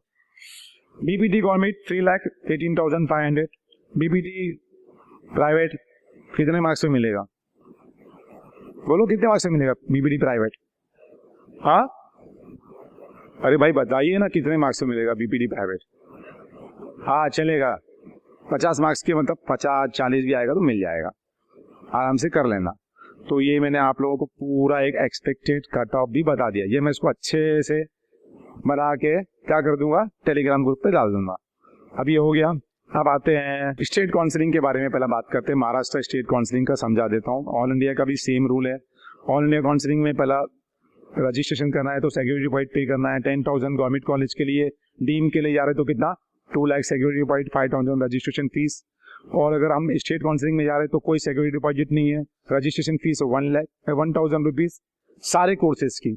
और अगर मैनेजमेंट कोटा में एडमिशन लेना है, देखो अभी एडमिशन जो भी है आप समझ लो, कितनी भी चीटिंग हो गई, सब कुछ हो गया। मेडिकल कॉलेज में एडमिशन जो मिलता है वो सिर्फ किसको मिलता है? पहली बात तो रजिस्ट्रेशन किया हुआ कैंडिडेट। सेकेंड, पूरा प्रोसेस क्या होएगा? ऑनलाइन। ऑफलाइन किसी को भी एडमिशन नहीं मिलेगा, कोई भी कोर्सेज में जाए, MBBS, BDS, BMS, BMS, BHMS, कोई भी कोर्स हो, ऑफलाइन एडमिशन खत्म। ये बहुत अच्छा हुआ। आपको मैनेजमेंट कोटा में एडमिशन लेना है तो भी ऑनलाइन ही, कॉलेज में जाके कोई भी एडमिशन नहीं मिलेगा। याद रखो, अगर कोई एजेंट बोलता है गवर्नमेंट कॉलेज में एडमिशन दिला सकता हूं, अब इतना लोगों का विश्वास उठ गया तो इस पे मत उठाना, नहीं मिलता है। गवर्नमेंट कॉलेज में कोई चीटिंग नहीं होती है। टोटल एडमिशन जो किस पे मिलता है? मेरिट बेस पे। कोई पैसा लेके आपको गवर्नमेंट कॉलेज में एडमिशन दिला सकता है? नहीं दिला सकता है, याद रखो। तो ये चीज बड़ी अच्छी, ये चीज है, फैक्ट है ये। सेकंड, अभी आगे हम लोग प्राइवेट कॉलेज के अंदर भी मैनेजमेंट कोटा के को जा रहा है, अच्छे मार्क्स नहीं है बीएमएस के लिए, तो उसको रजिस्ट्रेशन में 6,000 भरेगा तो दोनों आ जाएगा, मतलब स्टेट कोटा भी आ जाएगा और मैनेजमेंट। और 1,000 करेगा तो सिर्फ स्टेट कोटा आएगा, सब कोर्सेज मैनेजमेंट छोड़ के। और मैनेजमेंट को तो पता है कि मैनेजमेंट की फीस तो पता ही है आप लोगों को बहुत ज्यादा होती है। तो अगर मैनेजमेंट के लिए जाना है तो कितना भरना है? 6,000, दोनों आ गया, और 1,000। और सिर्फ मैनेजमेंट में जाना है तो 5,000। ये आप याद रखो। यहाँ पे क्या करना है आपको? रजिस्ट्रेशन फीस भरना है। सब कोर्सेज कवर हो जाते हैं, रजिस्ट्रेशन आपने कर दिया। यहाँ पे जब आप चॉइसेस भरते हैं तो 3 ग्रुप आते हैं। कितने ग्रुप आते हैं? Group A, group B, group C. Registration तो एक ही बार है, मगर चॉइसेस फिलिंग करने के लिए आपको ग्रुप बनता है। ग्रुप ए में कौन कौन सी कॉलेजेस होती, कौन कौन सी होता है? Very good, MBBS, BDS. Group B में क्या होता है? आयुष। और ग्रुप सी में क्या होता है? हाँ, आप ग्रुप ए में भी चॉइस फिलिंग कर सकते हैं, ग्रुप बी में भी कर सकते हैं, और ग्रुप सी भी कर सकते हैं। पहला राउंड क्या होता है? Free exit. एडमिशन मिला नहीं लिया कोई प्रॉब्लम नहीं। कितने राउंड होते हैं? हाँ, अनलिमिटेड। अरे 3 छोड़ दो, 3 तो कभी भी नहीं हुए। लास्ट ईयर बीडीएस के कितने राउंड हुए थे? 7। बीएमएस के कितने राउंड हुए थे? 8। मतलब आयुष के ये टाइम पे उससे ज्यादा होंगे, क्योंकि मैं बताया ना, ऑफलाइन एडमिशन खत्म हो गया। अच्छा, पहला राउंड फ्री एग्जिट, याद रखो, कुछ भी टेंशन नहीं, आराम से भरो। मिला नहीं लिया आपकी मर्जी भाई। सेकेंड राउंड में एडमिशन मिला नहीं लिए तो आपका जो 1,000 भरा सिक्योरिटी डिपॉजिट वो डूब गया, याद रखो।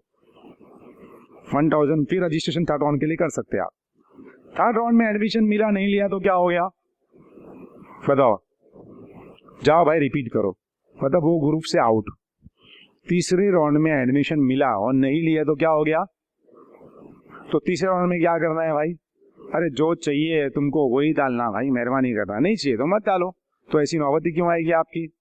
क्योंकि तीसरे राउंड में एडमिशन मिला और नहीं लिया तो क्या हो गया? वो ग्रुप से आउट होता है। एमबीबीएस डाला तो एमबीबीएस बीडीएस से आउट, बीडीएस डाला तो एमबीबीएस से भी आउट, तो आप खत्म हो गए।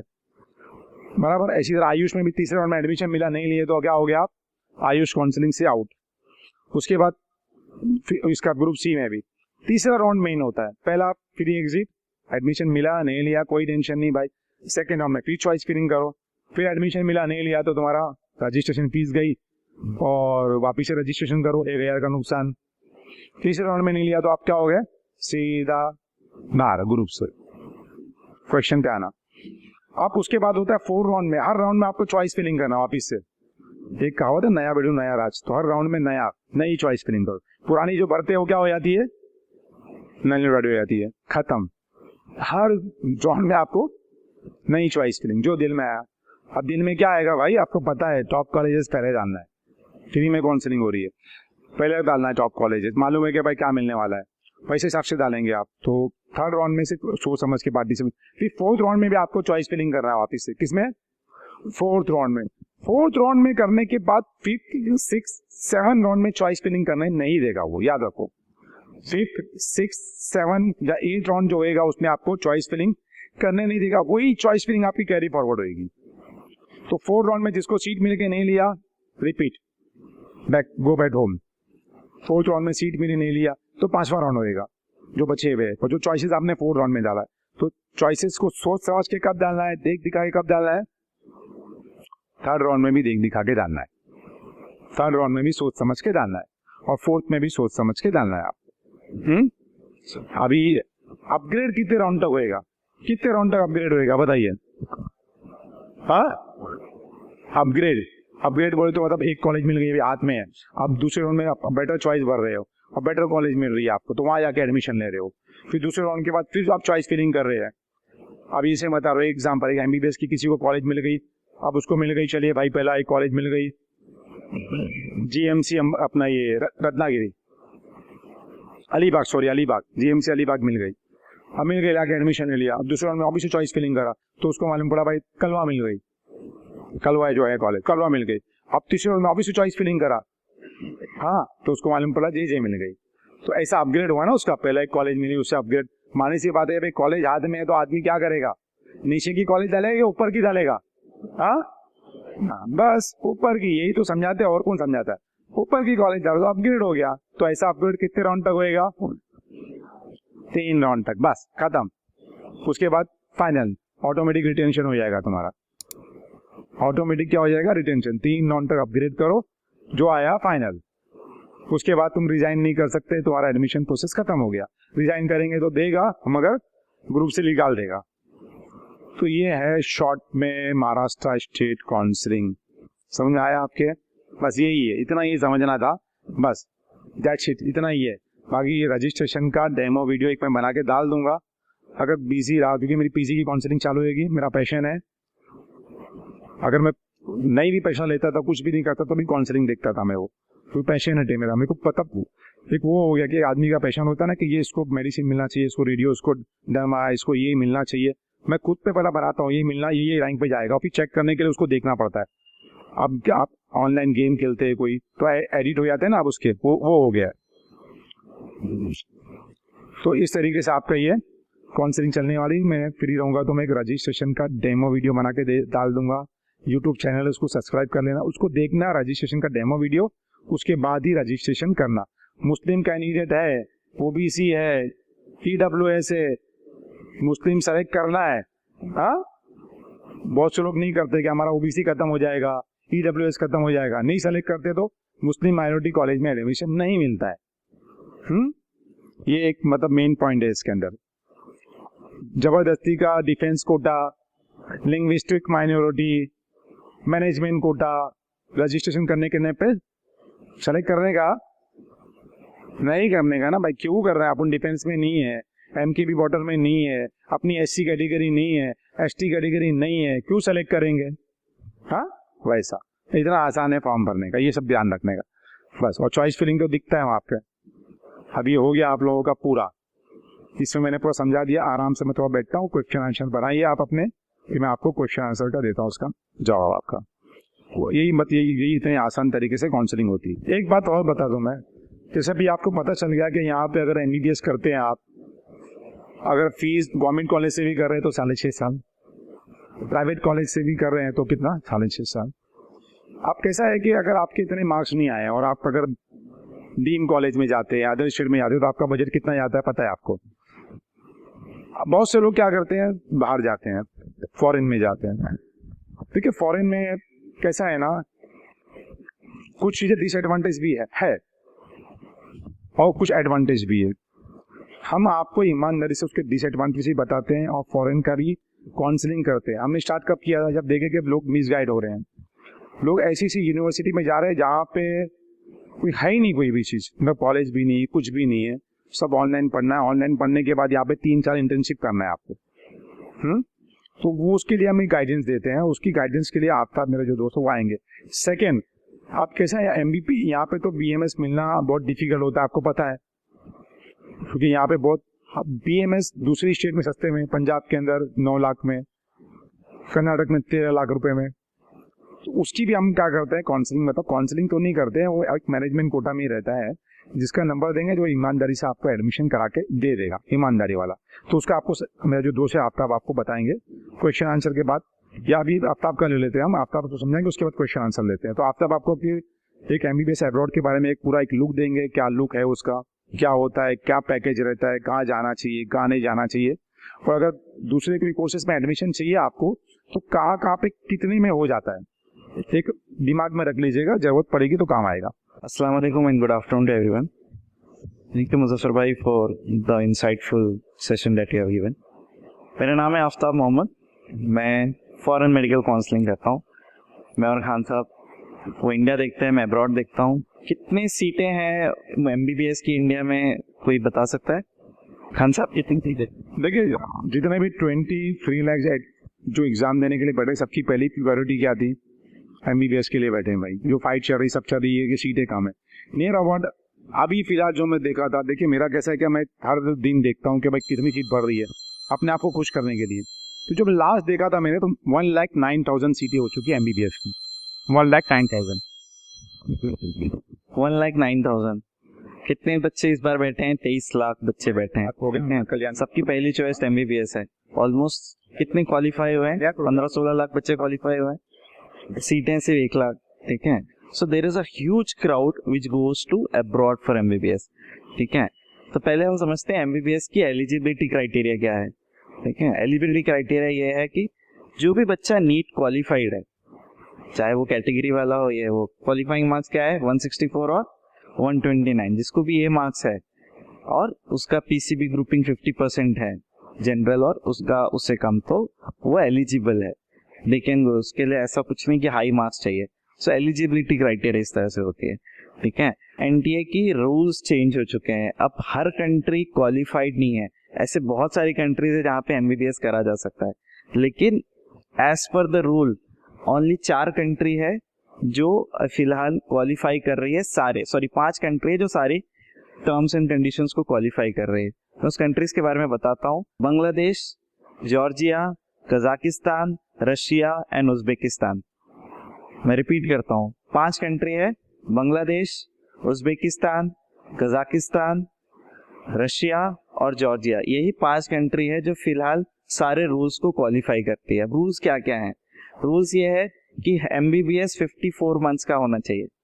जो भी यूनिवर्सिटी, जो भी कंट्री पढ़ा रही है, उसका जो सिलेबस, जो पूरा ड्यूरेशन कोर्स होना चाहिए वो 54 मंथ्स का होना चाहिए। उसके पास इंटर्नशिप की फैसिलिटी होनी चाहिए। 54 मंथ्स कितना हुआ? ऑलमोस्ट 4.5 साल, ठीक है। उसके बाद 1 साल का इंटर्नशिप, वहां पे आपको वहां रह के करना है, ठीक है। तो उसके बाद वो कौन सी कंट्री है जो इंटर्नशिप प्रोवाइड कर रही है? उसके बाद सबसे इम्पोर्टेंट, जो मैक्सिमम कंट्रीज नहीं प्रोवाइड कर रही है, वो है कि वहां पे प्रैक्टिस हो जाने के बाद, इंटर्नशिप खत्म हो जाने के बाद वहां का लाइसेंस मिलना चाहिए। वहां का लाइसेंस जब तक आपको कंट्री वो नहीं प्रोवाइड कर रही है कि हाँ आपने बांग्लादेश से कर लिया, आप बांग्लादेश में प्रैक्टिस करना चाहते हो, तो ये आपका लाइसेंस है, डॉक्टरी लाइसेंस, वो हर कंट्री नहीं दे रही है। यही 5 कंट्री दे रही है जो मैं आपको बता रहा हूँ, ठीक है। तो ये सारी चीजें गौर करनी है। कंट्रीज बहुत सारी हैं, बट अगर ये सारी क्वालिफाइंग क्राइटेरिया को आपने नहीं देखा तो मुश्किल हो जाएगी। अब आते हैं, जो कि मैंने कंट्री बताई, तो बांग्लादेश की एलिजिबिलिटी सबसे अलग है। बांग्लादेश 2 साल से ज्यादा गैप वाले बच्चों को नहीं लेता है। मतलब जो 2024 में जिसने दिया है वो बांग्लादेश जा सकता है, और जिसने 2023 में 12th किया है वो जा सकता है। 2022 का बच्चा बांग्लादेश जा सकता है क्या? नहीं जा सकता, ठीक है। और बांग्लादेश का eligibility criteria from percentage prospective भी हायर है। मतलब बाकी कंट्री में 50% क्राइटेरिया क्वालिफाइंग, वहां पे 60% है। तो ये इंपॉर्टेंट है। लेकिन Bangladesh is one of the most good country for doing MBBS. क्यों? एक तो नजदीक है, ठीक है, तो जो फूड है, हम ज्यादातर बच्चे दूसरी कंट्री में जाते हैं तो फूड को लेके थोड़ा सा ये हो जाता है, इंडियन फूड हर जगह रहता है, लेकिन जिस तरह से बांग्लादेश का फूड है वो अच्छा है। बांग्लादेश वही बुक से पढ़ाता है, वही ऑथर की बुक्स यूज करता है जो इंडिया में यूज हो रही है। उसकी वजह क्या है? क्लाइमेट सेम है, बीमारियां सेम है, ऑलमोस्ट इंडिया जैसे ही है बांग्लादेश, तो इसलिए उसका पासिंग परसेंटेज, उसकी पढ़ाई, और there are 54 private colleges in Bangladesh. But आपको मेनली कहाँ लेना चाहिए? ढाका के अंदर लेना चाहिए। इट इज ऑल्सो इम्पोर्टेंट कि आप कौन सी यूनिवर्सिटी चुनते हैं, क्योंकि जिसका पेशेंट फ्लो अच्छा है आपको वही यूनिवर्सिटी चुननी चाहिए, ठीक है। तो एलिजिबिलिटी क्राइटेरिया सबको क्लियर है, ठीक है। कंट्रीज मैंने बता दी कौन कौन सी हैं। ये भी बताना चाहता हूँ कि मैक्सिमम बच्चे अब क्यों जा रहे हैं अब्रॉड के लिए, ठीक है। सबको पता है नेक्स्ट एग्जाम आ रहा है, हाँ? नेक्स्ट एग्जाम क्या होने वाला है, तो ये बोलना चाहेगा? ठीक है, तो ऐसा होता है कि एमबीबीएस का फाइनल एग्जाम, जब फाइनल ईयर खत्म होता है तो एक फाइनल एग्जाम होता है। अभी तक कैसे हो रहा है? स्टेट लेवल एग्जाम होता है, महाराष्ट्र अपना एग्जाम लेता है, यूपी अपना एग्जाम लेता है, गुजरात अपना एग्जाम लेता है, ये स्टेट लेवल एग्जाम होता है, ठीक है, जिसमें हार्डली कोई फेल होता है, ठीक है। लेकिन अब कैसा होगा कि अब नेक्स्ट एग्जाम आ जाएगा, आई थिंक इसी साल से आ जाना चाहिए था, बट मे बी अगले साल से आ जाएगा। नेक्स्ट एग्जाम में कैसा होगा कि ऑल ओवर इंडिया, जैसे नीट यूजी एक ही दिन होता है, वैसे ही नेक्स्ट एग्जाम भी एक ही दिन होगा। तो चाहे आप इंडिया से पढ़ रहे हो या अब्रॉड से पढ़ रहे हो, दोनों ही बच्चों को क्या एग्जाम देना है? अब नेक्स्ट एग्जाम देना है। पहले क्या देना पड़ता था? Abroad exam. जो अब्रॉड से पढ़ता था बच्चा, उसको FMG एग्जाम देना पड़ता था। FMG मतलब फॉरेन मेडिकल ग्रेजुएशन एग्जामिनेशन। वो 300 मार्क्स का होता था और 150 लाना पड़ता था, मतलब 50% पासिंग रेशो, 50% पासिंग क्राइटेरिया था। तो 50% थोड़ा टफ होता है। आइडियली हर एग्जाम का पासिंग परसेंटेज क्या होता है? 35%, बट उसका 50% रखा गया था। इसी वजह से बच्चे पहले अटेम्प्ट में नहीं पास हो पाते थे। तो अगर आप FMG का पासिंग परसेंटेज देखेंगे तो कम है, लेकिन अगर आपका जैसे ये नेक्स्ट आ जाएगा तो अब तो इंडिया के बच्चों को भी देना है, तो डेफिनेटली पेपर इजी होगा। और इंडिया में तो हाई मैक्सिमम ऐसे कॉलेजेस है जहाँ पे फैकल्टी भी नहीं है। ऑडिटर के टाइम पे कोई फैकल्टी लाते हैं बट पढ़ाई नहीं है, लेकिन अब्रॉड में मैक्सिमम कंट्रीज से लोग आते हैं, तो उनको अपनी पढ़ाई का स्टैंडर्ड मेंटेन करना पड़ता है, अदरवाइज उनकी सीटें नहीं फुल होगी। यहाँ कहाँ है? यहाँ डिमांड ज्यादा है लेकिन सीट की सप्लाई कम है। बाहर सीट ज्यादा है लेकिन सप्लाई कम है, इसलिए उनको वो स्टैंडर्ड मेंटेन करना पड़ता है। ऑल्सो जो नेक्स्ट एग्जाम होगा उसके ही बेसिस पे आपके पीजी के एडमिशन होंगे, नीट पीजी भी बंद हो जाएगी। तो अगर आपने नेक्स्ट अच्छे से क्रैक किया, अच्छे मार्क्स लाए, तो आपको अच्छे पीजी ब्रांचेस मिलने की ये रहेगा। So this is also very most important thing, जिसकी वजह से बच्चे जाते हैं अब्रॉड के लिए, ठीक है। अब आते हैं इसके पैकेजेस पे, ठीक है। तो जो सबसे सस्ता पैकेज है वो होता है रशिया का, और रशिया कंट्री भी बहुत अच्छी है क्योंकि वहाँ पे मैक्सिमम कॉलेजेस हैं वो है गवर्नमेंट कॉलेजेस। मतलब आपको 18 लाख रुपए में पूरा आपका 6 साल का MBBS हो जाएगा। 18 लाख, वो भी आपको एक साथ नहीं देना है, टुकड़ों में देना है। 18 लाख से 25 लाख के पैकेज में आपको रशिया, उज्बेकिस्तान, कजाकिस्तान में आपको MBBS मिल रहा है। This includes your 5 years fees, 6 year hostel, visa, documentation, almost something. Food इसमें इंक्लूडेड नहीं है, फूड आपका जो भी जिस तरह से आप खुद बनाते हैं या मेस से लेते हैं ये है, बट एक आपको आइडिया मिल गया। तो जहां आप इधर मैनेजमेंट में या प्राइवेट कॉलेजेस में 75 से 1 CR प्लस देते हैं, आपको एक MBBS की डिग्री मिल रही है। और हर कोई जानता है MBBS की डिग्री डेफिनेटली आयुष डिग्री से बेहतर है, ठीक है। तो जैसे मैंने बताया रशिया, उज्बेकिस्तान, कजाकिस्तान, तो रशिया सबसे सस्ता है 18 लाख में। रशिया फर्स्ट चॉइस होना चाहिए क्योंकि वहां पे गवर्नमेंट कॉलेजेस हैं, 100 साल पुरानी यूनिवर्सिटीज हैं वो सब। जो यूनिवर्सिटीज बताऊंगा, जो मैं रिकमेंड करूंगा, वो 100 साल पुरानी है। तो गवर्नमेंट यूनिवर्सिटी होने की वजह से कोई बंद होना या टेंशन वैसा कुछ भी नहीं रहता है, ठीक है। बाकी जो भी कंट्रीज मैंने बताए वहां पे 24 लाख से 25 लाख से 26 लाख तक रेंज में। बांग्लादेश 32 लाख से लेके 40 लाख तक, जो कि मैंने बताया वहां पे 34 कॉलेजेस है, अलग अलग कॉलेज की अलग अलग फीस है। तो ये रेंज में उसके पैकेजेस हैं। और ये पैकेज मतलब पूरे इंटायर टेन्योर के हो गए, जो आपको टुकड़ों में देने हैं, एवरी ईयर देने हैं, ये नहीं कि 32 लाख एक साथ देने हैं, ठीक है। सबसे महंगा है जॉर्जिया, जॉर्जिया का मिनिमम पैकेज शुरू होता है 42 lakhs। लेकिन ये सारी कंट्रीज, जॉर्जिया है ये नेबरिंग कंट्री है, एशिया का नेबरिंग कंट्री, मतलब टर्की का नेबरिंग कंट्री, तो वहाँ पे यूरोप के बच्चे भी आते हैं, एशिया के बच्चे भी आते हैं, गल्फ के बच्चे भी आते हैं। तो आपका जो एक्सपोजर मिलता है ग्लोबल वर्ल्ड से, जो आपका ग्लोबल नेटवर्क बनता है, गल्फ के बच्चों से बनता है, कल को आपकी पहचान गल्फ दुबई वाले फ्रेंड से हो गई, कतार वाले कलीग से हो गई, और वो आप इंडिया आ जाते हो और इंडिया के बाद आपको वो बोलता है मेरे कतार में एमबीबीएस के इस हॉस्पिटल में नौकरी अवेलेबल है या पोस्ट अवेलेबल है, 1 CR से ज्यादा सैलरी वाले वहाँ पे पोस्ट रहते हैं। तो you can even explore the global network as well, ठीक है। कई लोग मुझे ये कहते हैं कि सर अगर नीट क्वालिफाइड नहीं है तो मैं अब्रॉड जा सकता हूँ या नहीं जा सकता हूँ। वो जा सकता है, नहीं जा सकता है। नीट क्वालिफाइड, मैंने पहली चीज एलिजिबिलिटी क्या बताई कि नीट क्वालिफाइड होना चाहिए, लेकिन फिर भी वो बच्चा जा सकता है इन ओनली वन कंडीशन कि वो इंडिया में वापस आके प्रैक्टिस नहीं कर सकता। अगर उसको किसी बच्चे को करना है कि ठीक है मेरे को गल्फ में ही सेटल होना है, मैं बांग्लादेश से कर लूँ, मैं रशिया से कर लूँ, और फिर मैं गल्फ के जो एलिजिबिलिटी एग्जाम होगा वो देके वहाँ का लाइसेंस ले लूँ और मैं वहाँ प्रैक्टिस करूँ, मैं इंडिया नहीं आना चाहता, वो बच्चा कर सकता है।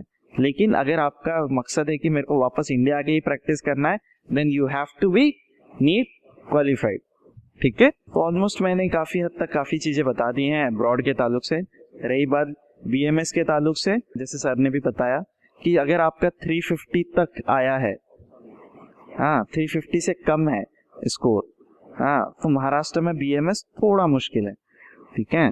तो अगर आपको BMS 13 लाख में, 14 लाख में MP में मिल रहा है, 13 लाख में कर्नाटका में मिल रहा है, Karnataka should be first choice, लेकिन आपको तुरंत डिसाइड करना पड़ेगा क्योंकि वहां पे कर्नाटका में रजिस्ट्रेशन विंडोज रिजल्ट से पहले ही खुल गए थे, तो अभी एक ही बार या 2 बार खुलेगा, वो भी बहुत कम लिमिटेड टाइम पे, मैक्सिमम सीटें पुराने लोगों को मिलेंगी। तो वो सारी चीजें देखें। पंजाब में 9 से 10 लाख में पैकेजेस में मिल जाता है, तो अगर आपको यहाँ पे मेरिट बेसिस पे भी में मिलता तो उसी रेंज में आपके पैकेजेस जाते हैं महाराष्ट्र में भी, तो उसका फायदा उठाएं। आप एक नोटपैड ओपन करें, मैं अपना नंबर दे रहा हूँ, ठीक है।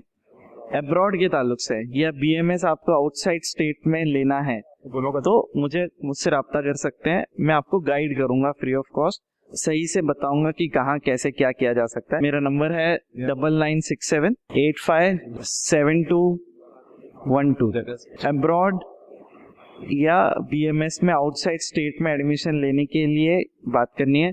इंडिया MBBS काउंसलिंग एक बड़ा टर्म है, मैं उतना नहीं जानता, तो उसके लिए कॉल ना करें, मैं उतना जवाब नहीं। उसके लिए टेलीग्राम ग्रुप हैंडल करें, मुजफ्फर भाई के ग्रुप को एक्टिव ये रहें। चले क्वेश्चन आंसर सेशन चालू करते हैं। आपके डाउट्स वगैरह आपने ले लिए होंगे, लिख लिया होगा। चलिए क्या पूछना है, पहला क्वेश्चन किसका था? हाँ आइए ले लीजिए mics. Good afternoon, my name is Chandrashekhar and मेरी बेटी जो है आस्था, ये अकोला में हॉस्टल में थी, तो उसको 455 मार्क आए हैं और 278 लैक्स कुछ उसका रैंकिंग है, बराबर। तो अभी हम लोग ट्राई कर रहे हैं उसको MBBS को मिल सकता है, तो एटलीस्ट BMS में करने का। और लेकिन एक डाउट ऐसा है कि जो अभी डॉक्यूमेंटेशन जो आपने दिखाया, तो उसका लिविंग सर्टिफिकेट जो है अभी स्कूल से जो मिला है, तो उसमें उन्होंने क्या किया था कि 11 में जो हम लोगों ने एडमिशन लिया था, तो वो टाइम में कॉलेज का वो इंटीग्रेटेड कॉलेज था, तो उन्होंने 11 में कॉलेज का नाम अलग था और वही हमने नीट का फॉर्म भरते समय डाला है, और अभी जो लिविंग सर्टिफिकेट जो दिया है वो अलग कॉलेज के नाम से दिया है। तो ये समझ गया मैं आपका प्रॉब्लम। हाँ देखिए, आपने जो नीट के फॉर्म में डाला, अभी आप जो रजिस्ट्रेशन करेंगे वो बिल्कुल अलग करेंगे। अभी आपको जो लिविंग मिला है, वो जो कॉलेज का नाम है वही कॉलेज डालेंगे आप। वो डेटा ये डेटा आप जरूरी नहीं कि मैच करें। ओके, आपने जो नीट का जो फॉर्म भरा था वो जो डिटेल है वो ऑल इंडिया के लिए यूज होगी। अभी महाराष्ट्र स्टेट के अंदर अगर एक कैंडिडेट इसने ओपन से जनरल डाला था वहाँ पे नीट के फॉर्म में, अभी वो जो चाहे रजिस्ट्रेशन के टाइम पे OBC डाले, EWS डाले, जो भी डाल सकता है। और किसी ने अगर EWS डाला है, उसको जनरल डाला है, वो भी डाल सकता है। तो आप यहाँ पे जो भी अभी भरोगे ना, नई डिटेल फिलअप करना, वही आपकी काउंट होगी, वहाँ की नहीं होगी। हाँ कोई प्रॉब्लम नहीं आपको। सर मेरा आउट ऑफ स्टेट है BMS के लिए सवाल है सर वो। हाँ आपको BMS बाहर जाके मतलब महाराष्ट्र से बाहर जाके करना है। क्या रैंक है नहीं सर, आपका? क्यूरी है कि मैं NTD कास्ट में आता हूँ हाँ और PCB स्कोर है 136, तो नहीं मिलेगा आपको एडमिशन। मैं जैसे पहले कहा था हाँ कि अगर आप बाहर जाते हो तो आप क्या काउंट करते हो वहाँ पे? जनरल। जनरल। और जनरल में आपका एलिजिबिलिटी क्राइटेरिया बैठता नहीं है, तो वो यूनिवर्सिटी अगर चेक करेगी तो आपको नॉन एलिजिबल कर देगी। ओके। देखिए कोई भी एजेंट वगैरह कोई प्रॉमिस कर रहा है, सब कुछ कर रहा है। कितना देखा हो मैंने कि कर्नाटक के अंदर लोगों ने 3 साल 4 साल पहले एडमिशन ली है, नीट क्वालिफाई नहीं थे, नीट दिया भी नहीं था, एडमिशन ले लिए, अब उनको डिग्रियां नहीं मिलेगी। लिख के देता हूँ, तो आप भी ऐसा कुछ करने जाओगे, आप एलिजिबल नहीं हो। जब आप बाहर जाते हो तो आपने अगर यहाँ पे आप मैनेजमेंट कोटा में इधर ही एडमिशन ले लो। किधर पे? महाराष्ट्र में वो मिल जाएगा ना। ओके। हाँ कास्ट की थोड़ा पैसा ज्यादा जाएगा मगर तुम यहाँ पे ले लो एडमिशन। अच्छा। हाँ अब मैनेजमेंट कोटा के लिए आप कॉलेज में आके बात करो, फीस की बार्गेनिंग करते, फीस तय करो, जैसा बताया आपको कितना भरने का रहेगा, 6000 रजिस्ट्रेशन करो, मिल जाएगा। और सर एक और सवाल था, अगर MBBS काउंसलिंग कर रहे हैं अपन इधर पे महाराष्ट्र में, हाँ अपना CET का, और उसके साथ ही आयुष की काउंसलिंग चालू होते है सेकेंड थर्ड राउंड होने के बाद, तो सपोज आयुष में मैंने BMS में एडमिशन ले लिया और मतलब राउंड में मॉपअप राउंड के बाद नंबर लग गया, तो अपना MBBS काउंसलिंग पे भी अनक्वालिफाई हो गया। देखो सुनिए, MBBS के स्टे वैकेंसी हो जाएगा, उसके बाद BMS का मॉपअप राउंड आएगा। सपोज फर्स्ट सेकंड राउंड कब भी देखो अब तुम्हारा रैंक क्या है, ऐसा हो सकता है, कभी हुआ है क्या? हाइपोथेटिकल क्वेश्चन है ये। अच्छा। कोई ऐसा कैंडिडेट आज तक देखा है आपने जिसको MBBS मिलता होगा और वो छोड़ के BMS को एडमिशन लेगा? तेरा क्या रैंक है? मेरा तो 7 लाख है। 7 लाख इम्पॉसिबल। सबको अपना अपना रैंक तो पता ही रहता है। ये क्यों इन कर सकता है जिसका रैंक है 95,000? BDS और BMS मिल सकता है। हाँ। तो BDS तो 7 राउंड चलते हैं, आप उसको अभी से सुन लो कि क्या लेने का, जो पहला मिल गया ले लो, फर्स्ट कम फर्स्ट सर्विस, सीधा BDS मिला BDS कर लेना, और जो सस्ते में मिला और जो नजदीक मिला वो कर ले। Thank you sir. हाँ चलिए अब क्वेश्चन सर, 2 क्वेश्चन अच्छे आए थे। हाँ सर मेरा रैंक 1,25,000 है, तो सेमी गवर्नमेंट MBBS में मिलेगा मेरे को? अभी आपका ये काउंसलिंग का जो प्रोग्राम लिया मैंने, क्या समझाने के लिए? लास्ट टाइम पे क्या क्लोज था? लास्ट सेमी गवर्नमेंट का तो नहीं देखा, गवर्नमेंट। अरे क्यों नहीं देखे रिजल्ट? लोग अरे भाई रैंक लेने का एडमिशन होता देखने है। सेमी गवर्नमेंट का लिस्ट मिला नहीं था मुझे। क्यों नहीं मिला? टेलीग्राम मेरा ग्रुप मिला कि नहीं मिला? नहीं, उस पर ज्वाइन नहीं हुआ अभी। तो क्यों नहीं ज्वाइन किए भाई? क्या मतलब, किसने नहीं बताया था? अरे कोई आपके सीनियर बताते नहीं है सर, में प्रॉब्लम यही है। ये कैसा है ना कि ये जो 10-12 वाले बात किसी ने बताया नहीं, अभी बता रहा हूँ ना। 85,000 क्लोज था। कितना? 85,000। तुम्हारा कितना है? 1,25,000 मिलेगा। हकीकत समझ लो ना, 5%। चलो 85 था, 95, अरे 1,25,000 जाएगा बेटा। अभी MBBS ही करना है कि दूसरा करना है? दूसरा। हाँ BDS के लिए आप BDS आराम से आंख बंद करके मिल जाएगा। चलो फिर भी लास्ट राउंड तक ट्राई करना, उसके बाद BDS लेना।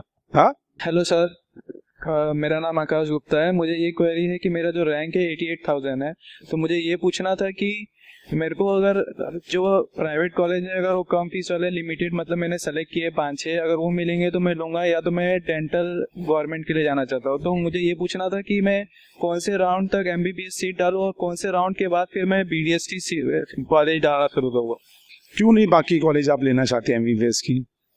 उसकी सर फी जो है हाई, तो फिर उस वजह से मेरे को फिर डेंटल में जाना है गवर्नमेंट। अनफॉर्चुनेटली मतलब हाँ, मुझको भी अच्छा नहीं लग रहा है कि तुम्हारा अगर MBBS मिलता रहेगा फीस की वजह से नहीं ले रहे हो तुम। तुम्हारे को अगर आएगा तो कौन कौन सी कॉलेज सोच के रखे हो, बताओ। मुंबई की जो प्राइवेट है KJ सोमैया, तेरना, फिर ACPM दुले, उल्लास पाटिल, और बस ये तो 5 नहीं आएगा। और बस ये देखो कोई भी कॉलेज के अंदर हॉस्टल 1 साल कंपलसरी, बाद में तुम बाहर रह सकते हो, पहला समझ लो। अब अभी मैं तुमको काउंसलिंग समझा देता हूँ। तुमको BDS लेना चाहिए 4th राउंड में। 4th राउंड जिसमें लास्ट मतलब उसके बाद चॉइस फिलिंग नहीं कर सकते, तभी वहाँ पे डाला। इतना तो दिमाग लगाना है। तीसरे राउंड में लेके बैठ जाओगे तो क्या हो जाएगा? फिर अपग्रेड नहीं होगा या खत्म। तुम लेके बैठ गए, तुम्हारे को अपग्रेड होएगा नहीं। तो मालूम पड़ा तुम्हारे से नीचे रैंक वाले को अच्छी कॉलेजेस मिल गई, तो तुम कौन से राउंड में रहोगे? BDS 4th राउंड से चॉइस कर। हाँ, ये सब ट्रिक, ये 1 मिनट, ठीक है। कैटेगरी कौन सी है? कैटेगरी फील्ड अभ्यास।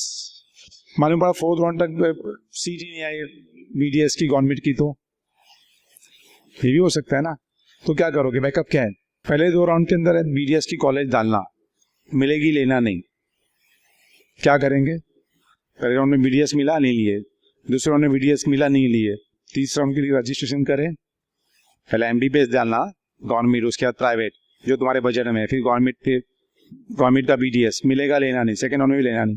थर्ड राउंड में देखना कि तुम कितने क्लोज हो। पहला अगर तुमको ये 5 कॉलेजेस बहुत दूर जा रही है तो थर्ड राउंड में BDS डाल देना। और अगर लगता है कि नहीं तुम क्लोज हो, जरा देखना। क्लोज बोले तो कितना तुम्हारा SML नंबर समझो आता है, 7000 SML नंबर आता है, एक बता रहा हूँ।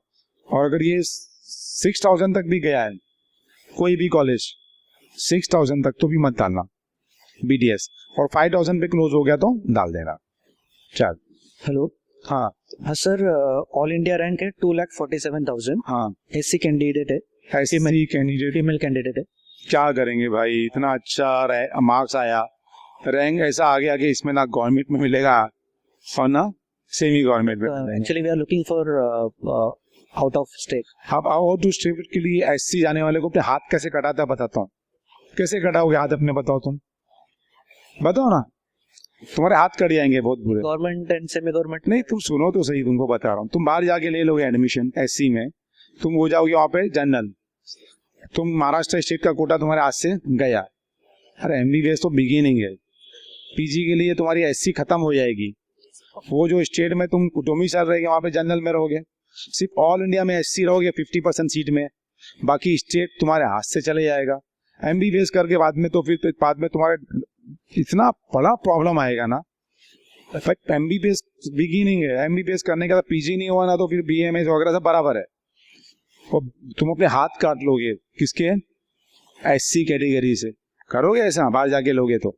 लेकिन महाराष्ट्र में डिफिकल्ट। तो डिफिकल्ट नहीं तो क्या हुआ, ड्रीम में लेके कर लो यार, उसका ले लो। बाहर कौन सा सस्ता पड़ता है भाई? यार वो ले लो ना, वेदांता ले लो। सर 2,58,000 रैंक है, तो गवर्नमेंट BMS मिलेगा?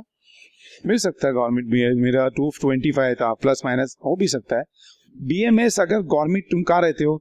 कल्याण में। एक एग्जाम्पल पकड़ो, तुमको मिलता है BMS गवर्नमेंट कॉलेज यवतमाल में, फीस है उसकी कितनी? चलो 1 लाख रुपया, 70,000। यहाँ मिलता है तुम्हारे को, उसकी फीस है 1,50,000। अब लेडीज लोग को फीस माफ कर दी है। अरे बेटा सोना करो, अगर लेडीज लोग को फीस माफ खत्म कर दिए तो कहाँ लोगे? तो पहले देखो। और चलो नहीं भी कि आधे पैसे भरना है, तुमने ले लिए किधर? वहाँ पे, वहाँ हॉस्टल, खाना, रहना, पीना, 5.5 साल, उससे ज्यादा खर्चा हो जाएगा जितना तुमको प्राइवेट मिलता था। यहाँ पे प्राइवेट की फीस कितनी ज्यादा भर रहे थे? 75,000। आना जाना पकड़ो, रहना, खाना पीना। तो तुमको प्राइवेट और गवर्नमेंट से क्या मतलब है? प्राइवेट ले लो, कौन सी फीस ज्यादा है? मेरे को तो समझ में नहीं आता कि ये क्वेश्चन आता कैसे माइंड में आपके लोगों के, जब यहाँ पे गवर्नमेंट प्राइवेट कॉलेज की फीस ही नहीं है।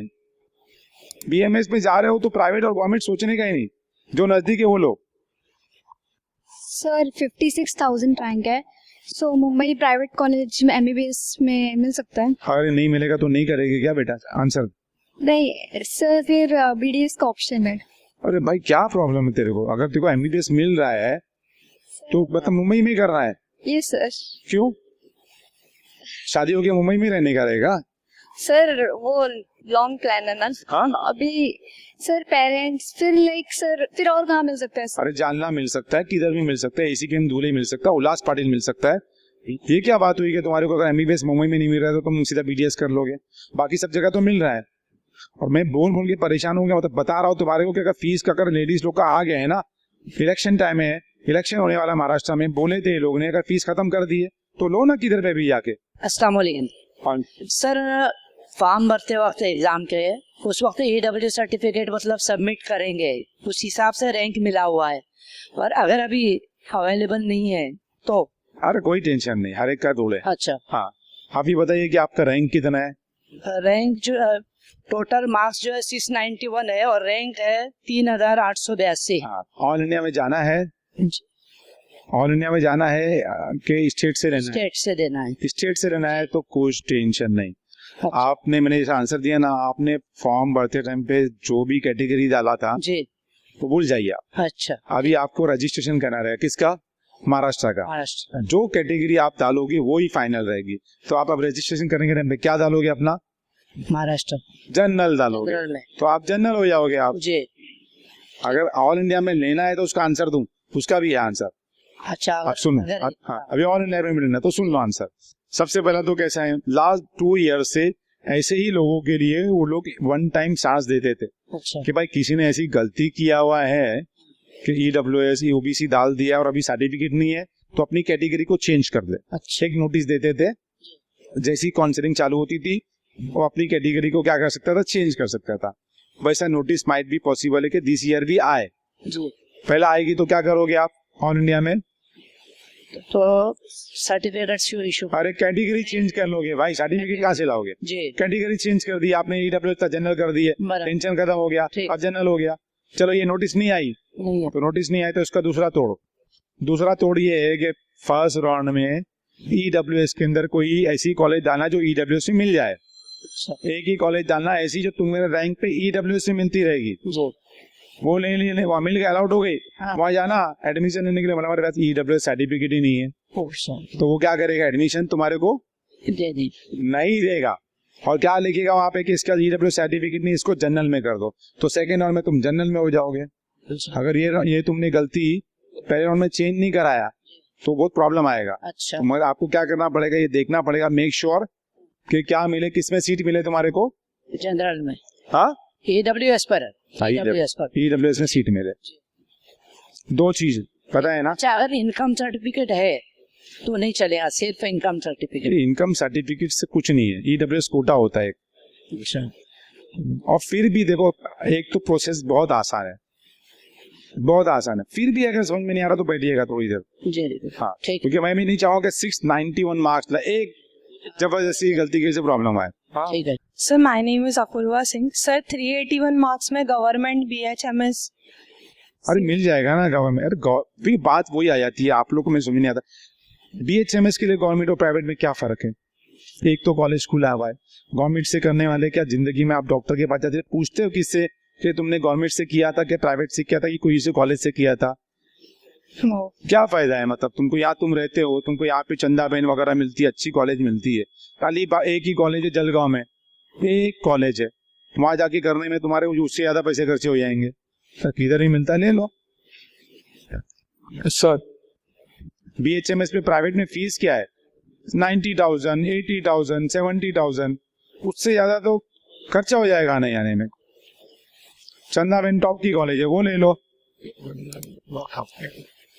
चलिए, फिर भी गवर्नमेंट कॉलेज मिलता है, आपकी मर्जी, आप लेना चाहो तो जाके जलगांव में ले सकते हो। हाँ बोलो। सर मेरा लैक ऑल इंडिया रैंक 1,15,338 है और सर मेरा 6 या 7,000 से government BDS open last round बच रहा है, तो मैं कौन से राउंड तक ट्राई करूँ, गवर्नमेंट BDS और फिर सेमी प्राइवेट और प्राइवेट डालूं?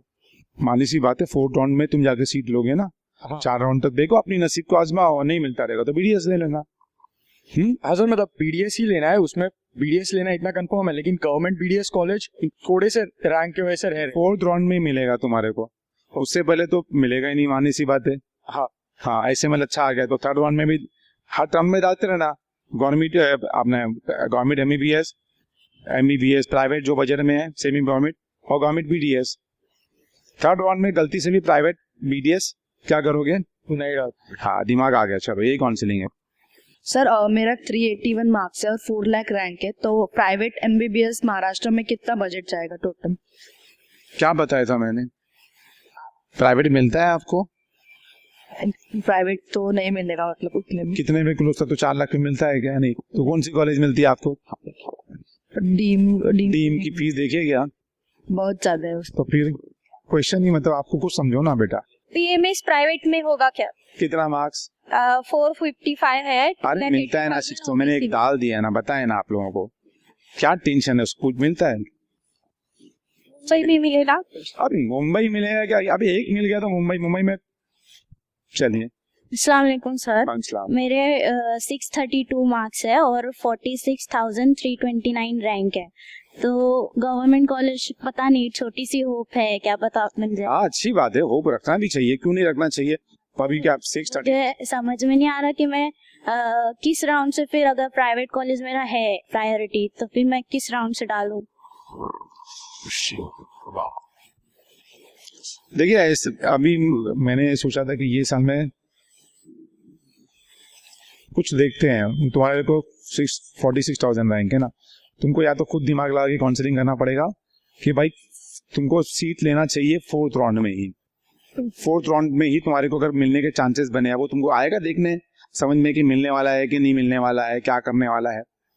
पता नहीं, मैंने कभी किया नहीं, तो भी देखना पड़ेगा। उतना तो तुमको समझना ही पड़ेगा, वरना मालूम पड़ा तुम तीसरे राउंड में प्राइवेट लेके बैठ गई और मालूम पड़ा चौथे राउंड में और चलेगा, और चौथे राउंड में मालूम पड़ा गए और मालूम पड़ा प्राइवेट खत्म हो गई। वही इन दोनों सिचुएशन तो रुको, देखते हैं। तुम भी रुको, नहीं समझ में आएगा हमारे भी। 46,000 क्लोज है। अस्सलाम वालेकुम सर। वालेकुम सलाम। सर आपने देखा कि इस साल क्योंकि स्कैम की वजह से जो ऑल इंडिया रैंक है उसके अंदर इतना ज़्यादा इन्फ्लेशन आया, तो क्या आपको लगता है जो हमारी महाराष्ट्र स्टेट की रैंक है उसके अंदर भी इतना इन्फ्लेशन आया क्योंकि जो स्कैम हुआ है नॉर्थ स्टेट्स में हुआ है? चलिए, अभी एक अच्छा क्वेश्चन आपने पूछा। देखिए, महाराष्ट्र स्टेट का एसएमएल नंबर क्या आएगा इसका कोई भी आइडिया नहीं बता सकता है। एक गैस कर सकते हैं हम कि एक डेटा वो लोग ने शो किए कि महाराष्ट्र के अंदर जो क्वालिफाइड कैंडिडेट है ना, वो लास्ट ईयर के कंपैरिजन में ज्यादा हुए। क्वालिफाइड मतलब 164 से ज्यादा मार्क्स लेके आए हुए। अभी टाइम्स ऑफ इंडिया वगैरह लोग जो है ना, वो एक लिस्ट निकालने वाले हैं कि भाई महाराष्ट्र के अंदर 600 अबाव कितने कैंडिडेट है, 650 अबाव कितने कैंडिडेट है, टॉपर 700 अबाव कितने। जब तक वो लिस्ट नहीं उनको मिलती है या हमको नहीं मालूम पड़ती, हम अपन बता नहीं सकते।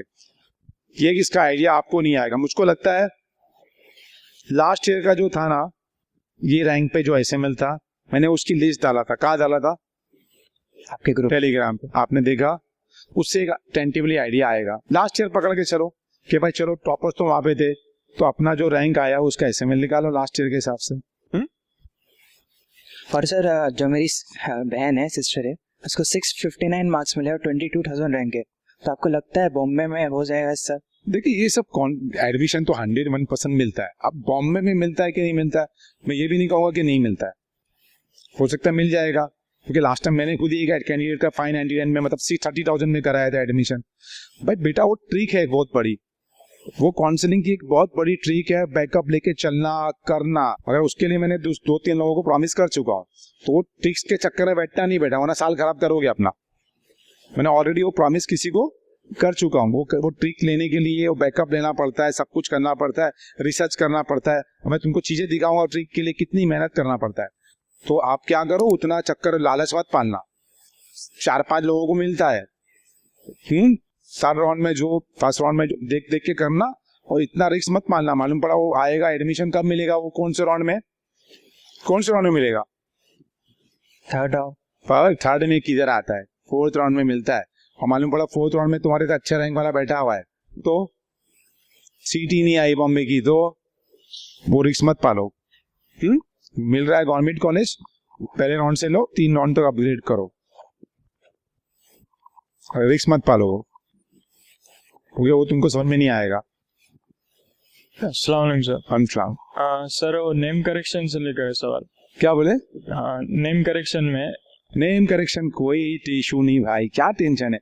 क्या नेम करेक्शन में प्रॉब्लम? मतलब बोर्ड के सर्टिफिकेट पे फादर का नाम में नेम अलग है और आधार पे अलग है। अरे कुछ नहीं होता, कोई पूछता भी नहीं है। पूछता है तो एक एफिडेविट बनाना, जिसका फॉर्मेट में डाल दूंगा। किधर डाल दूंगा?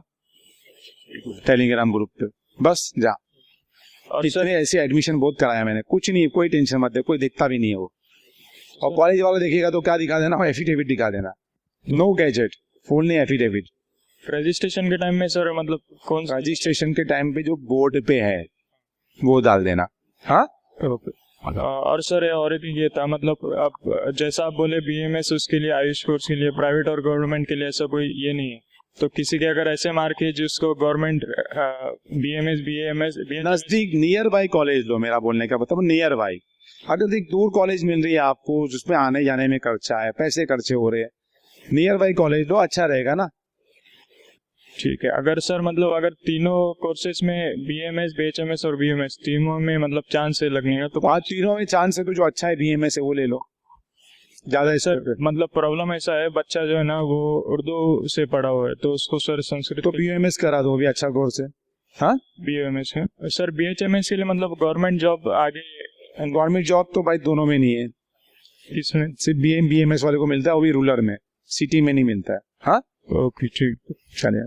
सर मेरा चारिक है, मेरा लास्ट ईयर 12th कंप्लीट हुआ, तो LC मैंने प्राइवेट कैंडिडेट था, तो कॉलेज वाले लोग ने LC बोला कि उन्होंने LC में कॉलेज का नाम नहीं रहेगा, वो लिखा रहेगा कि गवर्नमेंट की तरफ से है, तो इसमें कोई इश्यू तो नहीं रहेगा ना मेरा? क्या मतलब कॉलेज का नाम नहीं LC में? उन लोग ने बोला कि हम लोग ऐसा LC बना के देंगे जिसमें हमारा कॉलेज का नाम नहीं रहेगा, गवर्नमेंट का रहेगा, वो हर जगह चल जाएगा। गवर्नमेंट का क्या नाम है? ऐसा स्टेट बोर्ड लिखा रहेगा उन लोग ने बोला। है LNC है अभी दीदी? नहीं, अभी इशू नहीं करे उन लोग ने। तो जब इशू करेंगे देखूंगा तो बताऊंगा। और एक और सर क्वेश्चन, मेरा रैंक 1 लाख आ रहा है, तो मेरे को मुंबई में BMS मिल जाएगा? आराम से मिल जाएगा 1 लाख पे BMS। Thank you sir. चलें, अच्छी बात है, वो सब मोस्टली सबके क्वेश्चन आंसर हो गए। सेशन कैसा लगा आपको? इंफॉर्मेटिव था, समझ में आ गया ना? हाँ, अब एडमिशन प्रोसेस समझ में आ गया। हाँ, अभी आए जितने लोग आराम से एडमिशन करा लेना अपने। I now present vote of thanks to all the attendees, their parents, Muzaffar Khan sir and guests and other people to attend this program, and organizers to arrange this program, all the volunteers and all. चलिए, Thank you very much.